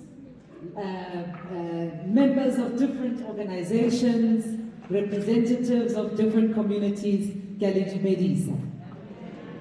and thank you, Alan, for those very heartwarming words. I almost shed a small tear there, but I thought, let me gather myself and be ready to make this address. But thank you so much for that introduction. I was given this t-shirt. Okay, it was Esther. There we go. I was given this t-shirt by Os Esther. And don't think that I don't want to wear this t-shirt. I wanted to wear this t-shirt. Mari, you know how these things can be. Sometimes I want to from a political affiliation. But maybe this is my event and I've captured this event. So I want to capture this event. Or Bari Union Against Hunger is captured by me. So I'm going to take this t-shirt with me. And I'm going to wear it in my spare time and continue to walk this journey with you. But thank you very much for this t-shirt. I will keep it close. Leaders, today we are gathered here because, as we've all acknowledged, there is something deeply wrong in our country. Today we are gathered here because we know, because the statistics tell us, and not just because the statistics tell us, because we live this reality, that too many people in our country tonight are going to go to bed hungry. Today we are gathered here because we can no longer sit idle whilst our children suffer from malnutrition and stunting. Today, we gather here to honor the life and the death of Usisibonge Gabuso, a lady, a mother from Butterworth, who in 2023 took her life and the life of her own 3 children because she was unable to feed them. Filicide. That's what they call it. When a parent kills their own child. These are the realities that we are now faced with as a country that purports to be democratic, a country that purports to be free, and a country that claims to be protected by the best constitution in the world. We are gathered here because hunger is a choice. And it is a choice that I believe none of us here are willing to make. And we are saying we no longer choose hunger. And we demand an end to hunger. But why do I say it's a choice? Hunger, as we experience it in our daily lives, in our communities, is a man-made phenomenon. For those of us who are believers, we know as we read the good word, when our good Lord made us, and put us on this earth, we were given everything that we need to survive. Again, there was a Garden of Eden. They speak of every abundance that we were given. But yet today, we live in a world of scarcity. We speak of malnutrition, hunger, scarcity, poverty. This is not the world that was created for us by our Creator. It is the world that the people who govern and lead our countries, nations globally, this is the world that they have created. And that's why I say hunger is a choice. It is a policy choice. It's a decision that those in power make to say, hunger is acceptable to us. We've spoken a lot this week about crime in our country. South Africa is one of the most violent, crime-ridden countries in the world. Now, you must either accept that we are just generally violent people, on the one hand, or we must ask ourselves the question to say, what are the reasons and the contributing factors behind crime? Why is it? Are South Africans just more violent than everyone else? I don't believe so. I believe that we come from a certain historical context. I believe that we live under very difficult conditions. And I believe that we have a government and leaders and police that are unwilling to deal with the problem.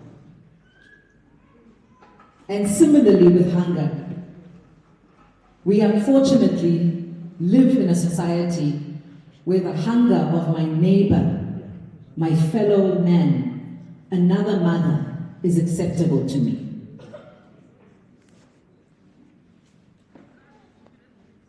Right here where we are in Lenasia South, and in fact, there was a young man at the back who invited me to Orange Farm, and I was actually saying, I just came from there. We were in Orange Farm this morning. Orange Farm.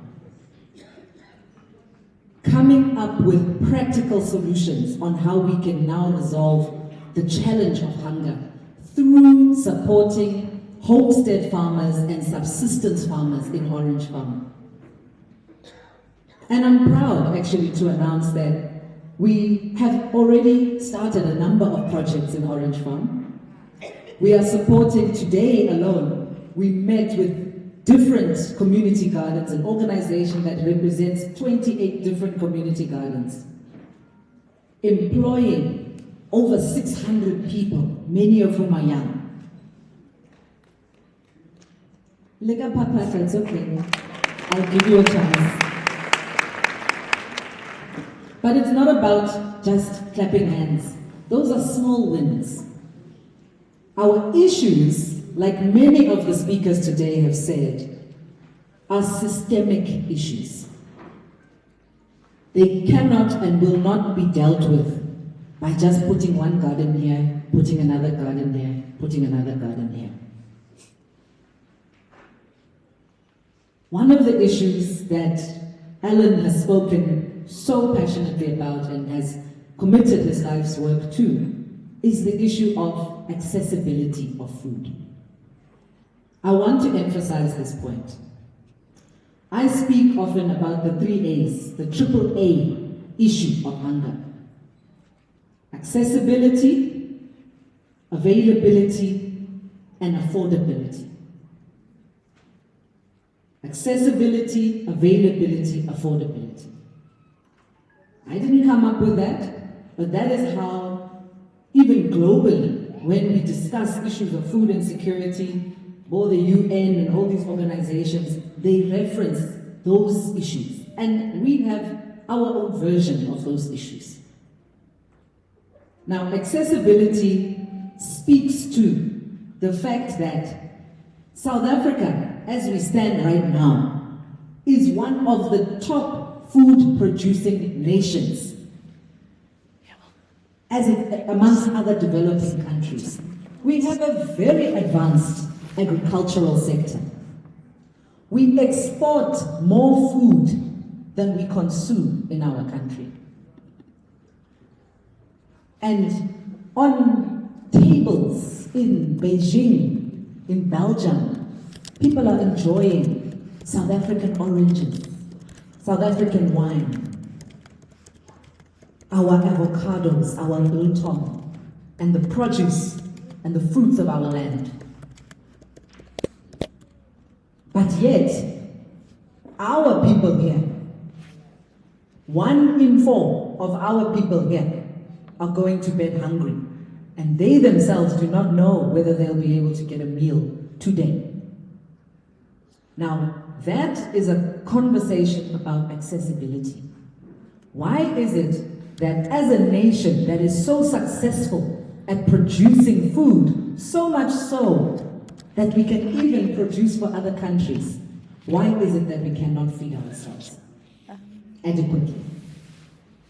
And that is about ensuring that we create those linkages. Whether it's food waste, excess food production, or just ensuring that the food that we produce in our communities is the food that we consume. And that is one of the issues that we are taking very seriously, and I'll speak more about that. I want to talk also about the issue of affordability. And this is a critical one, because as Utata Vami very correctly said, the average cost of a basket of food for a family of 4 is far above what the average income level is in our country. If you think, 350 is not going to get you even to the end of this week, or the end of the day for some, in a family of 4.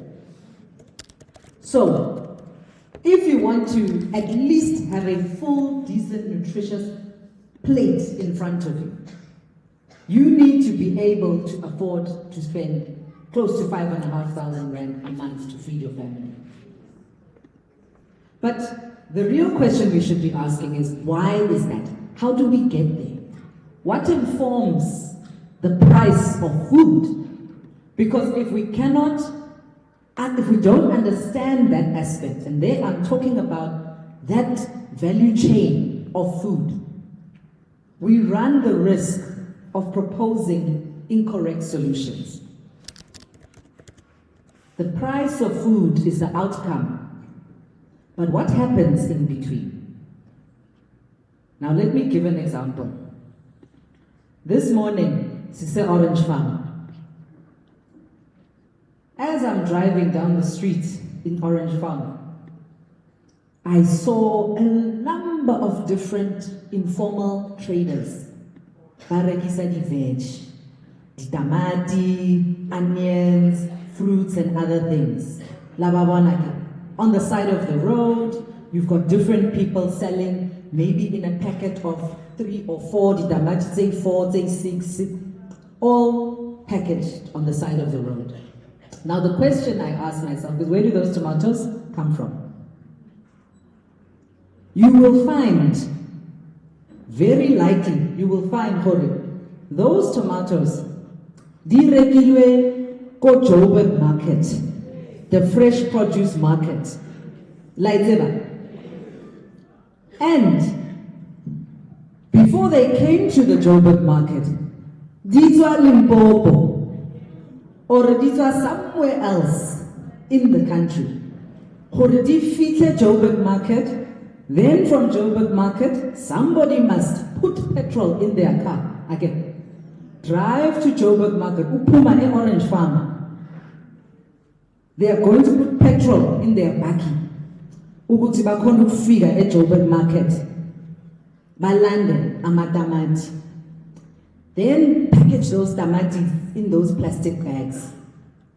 Babuye food at Orange Farm. Uguti. Bazo tengisa itamati na estradini.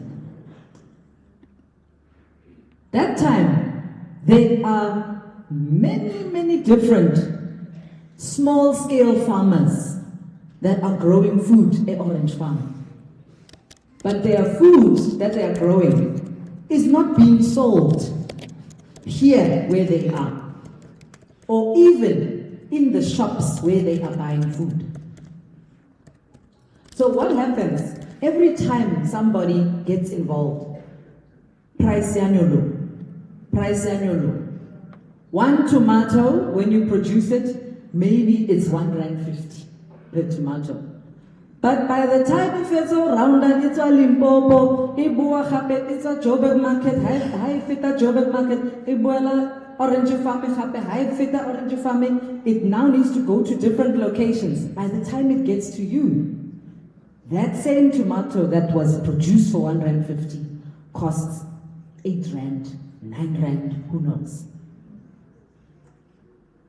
Now, this is the issue that we have to resolve. So, Tina, masithi sifuna ama food garden.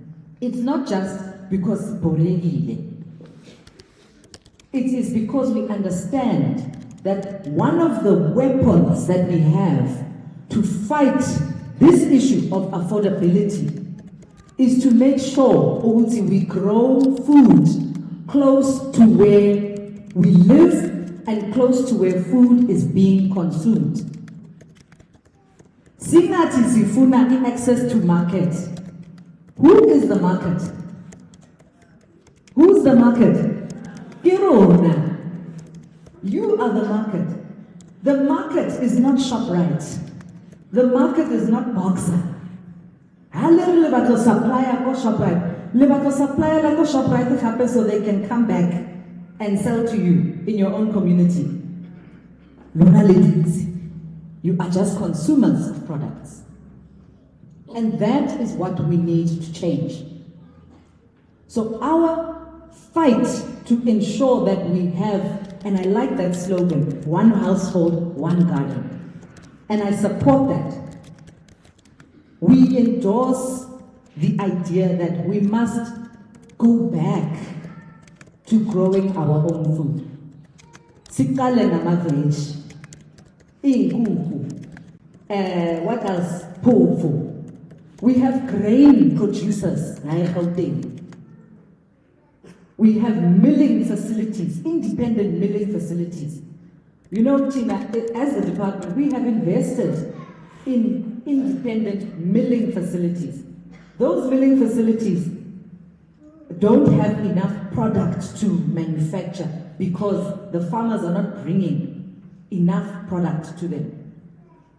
So we need to change that whole economy and make sure that where the food is being consumed must also be where it's being produced.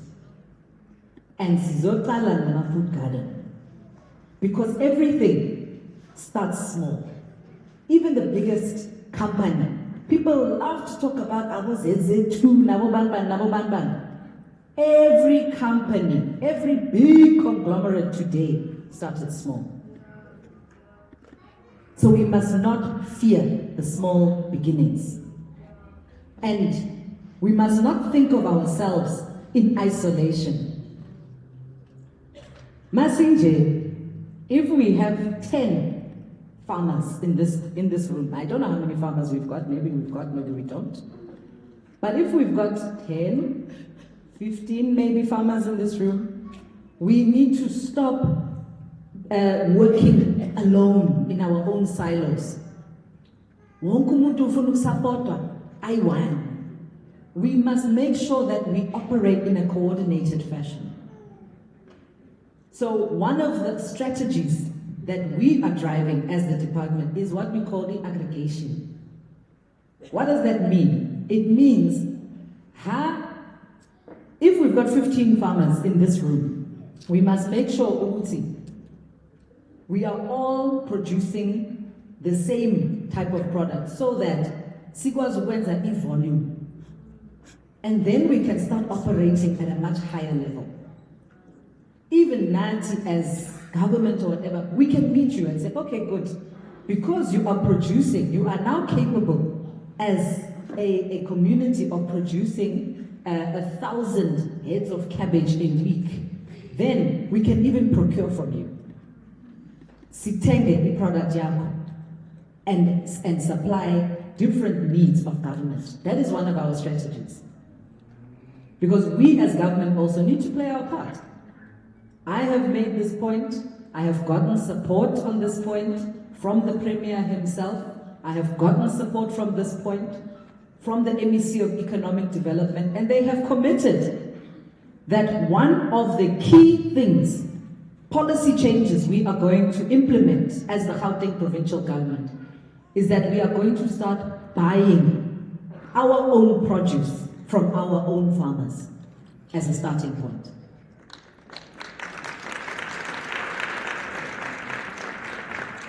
The food that feeds our children in the school nutrition programs, the food that we eat at Wongama conference, all these different million conferences that you see people going to, the food that gets consumed in our hospitals,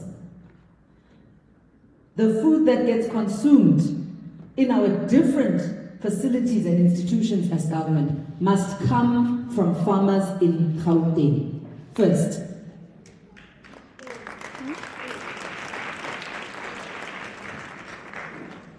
Having access to market.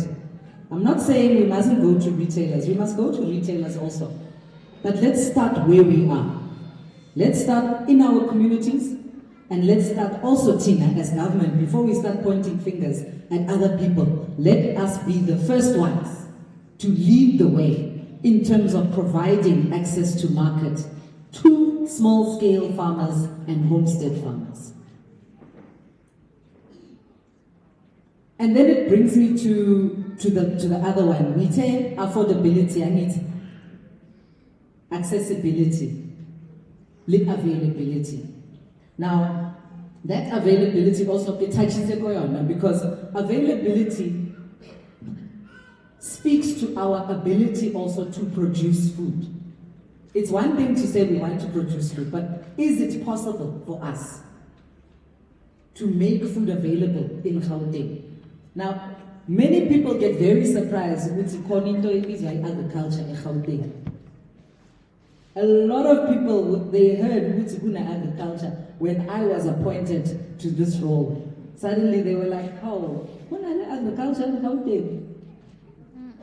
But there is agriculture in Gauteng. We are just not seeing it in our communities happening at scale. Gauteng produces 25% of every egg that is eaten in our country. I'm gonna try and collapse these two. Gauteng is home to the biggest carrot supplier or producer in the whole country. We are a major producer of grain and maize meal. We also produce, of course, veg, all kinds of vegetable and horticulture products, amongst other things. What we need to do is we need to make sure that we are supporting community-based farming, small-scale farming, so that there is more production and therefore more food that's available. And so we also have what we call a commercialization program, which is different from subsistence. Subsistence is where you produce for yourself. Commercial is where you produce to scale. And we have a number of initiatives that target specifically commercial farmers so that food can be available where people are.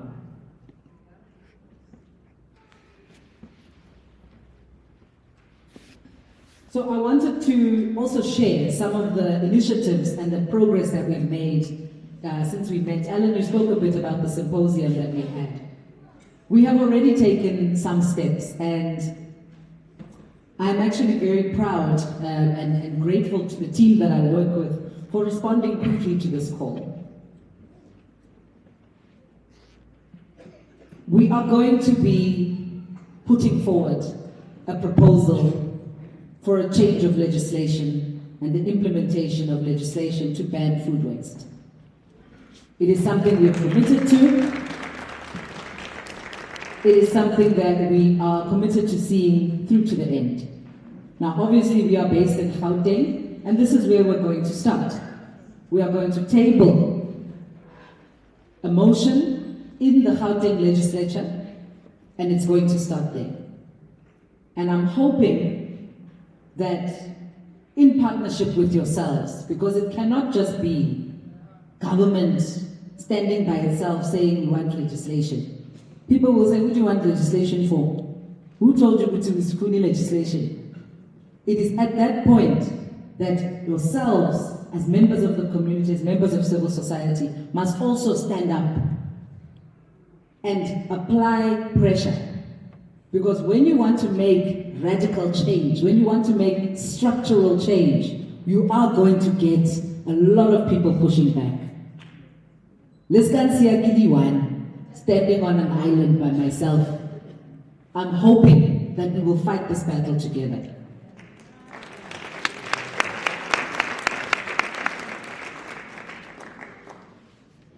And this is the purpose. This is the point, Bazali, of having public representatives. I want to just digress a little from Ihanga as a topic. I want to talk about how we need to be thinking differently about government. I want to say we, as if it's union against hunger, but how we need to be thinking very differently. It's not about government being here and the rest of the public being here and communities and civil society being here. Every single public representative who is standing or who is in government right now, somebody had to wake up and go and vote and put an X next to their name and say, I want you there. I'm not here on my own brilliance. I'm here because there were people who sent me there to say, go and do this work. Go and speak on our behalf. And you must never forget that fact. That it doesn't matter what party anybody's from. It doesn't matter what t-shirt they are wearing. They are there representing you and your voice. And so we must make sure that we continue to have platforms like this and engage on these types of issues so that we can take these issues forward. And I'm really grateful and humbled, actually, by Union Against Hunger for inviting me into this space today, because I think it is an important first step. Sometimes we have a tendency of talking to ourselves as government. We call all these summits and sessions and we speak to ourselves, and similarly as civil society, you guys speak to yourselves. So I believe this is an important first step in actually working closer together to start to jointly develop these solutions. And I don't watch sports, so please forgive me if I'm going to use the wrong metaphors. But I know that even in a sports team, everybody has their position. Okay. You've got somebody who's playing center, midfield, striker, defense, goalie, and a coach. You've got people who have to play different roles. Now, maybe you can think of me as a striker. I'm the one who's there to kick the legislation through the door. But I can't do that unless the rest of the team is doing what they need to do. And they make sure that that ball reaches my area. Did I not mess it up too much? Thank you. Good 18 area. I'm learning. My son plays soccer, so I'm trying to also learn these things. So as I move to close, I want to say we must continue, as I said, having these discussions. We must be bold about forging these public-private partnerships and partnerships with other organizations. I love what Union Against Hunger has done in bringing a number of organizations into the fold. Because indeed, even civil society sometimes, in a little territorial, some people will say, this is my issue, and I don't want others to be involved in my issue. But I think the way in which Union Against Hunger has sought to bring others into the fold is exactly how we need to be engaging and addressing these issues. We need to commit collectively to creating a safe, a prosperous, and a hunger-free South Africa in one generation. We can't wait another 30 years. I hear people talking about 30 years. Now I don't have 30 years. As a department, we have already said by 2029, we are targeting a reduction of 10% in this province. And 10% doesn't sound like a lot, but we have 2.5 million people currently in this province that are defined as moderately or chronically hungry. 10% of that means we need to ensure that at least 250,000 people no longer have to experience hunger. It's a massive job, and it's not one that we are going to be able to do ourselves. But I'm hoping that together we can resolve this problem and we can end hunger once and for all. So, hi fele tala, hi fele. Hi fele tala, hi fele. Phansi ngendlala phansi. Phansi ngendlala phansi. Ngiyalebonga. Siyabonga MC Wodumo. Ulitwa refreshment. Mushafele matsogo asebenza ngophathi. Bakhathi ba go le khathetse and ichayile ne. Ai chapele matsogo go ichayile. Thank you so much for your patience, and thank you so much for the wisdom that we got from our MEC.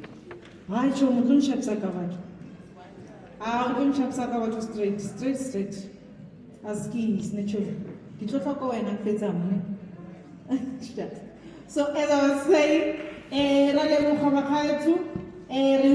commitment MEC, they will push definitely for food wastage to be dealt with. So as the Union Against Hunger, we'd like to thank you all for coming. As I was saying earlier, this is the beginning of a beautiful journey together. We need to fight this and together united. Next door because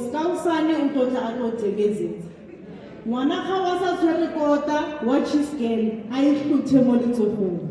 That's how bad it's going to be like. Right? If we don't change now and fight now, our children will marry each other and they will become problems. So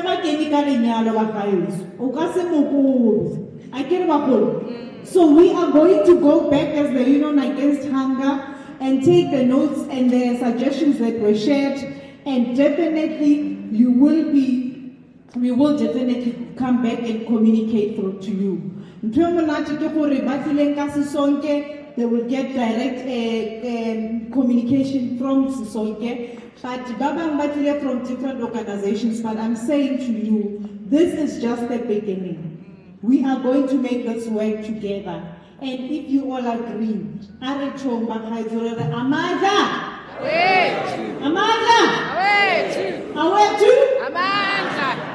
say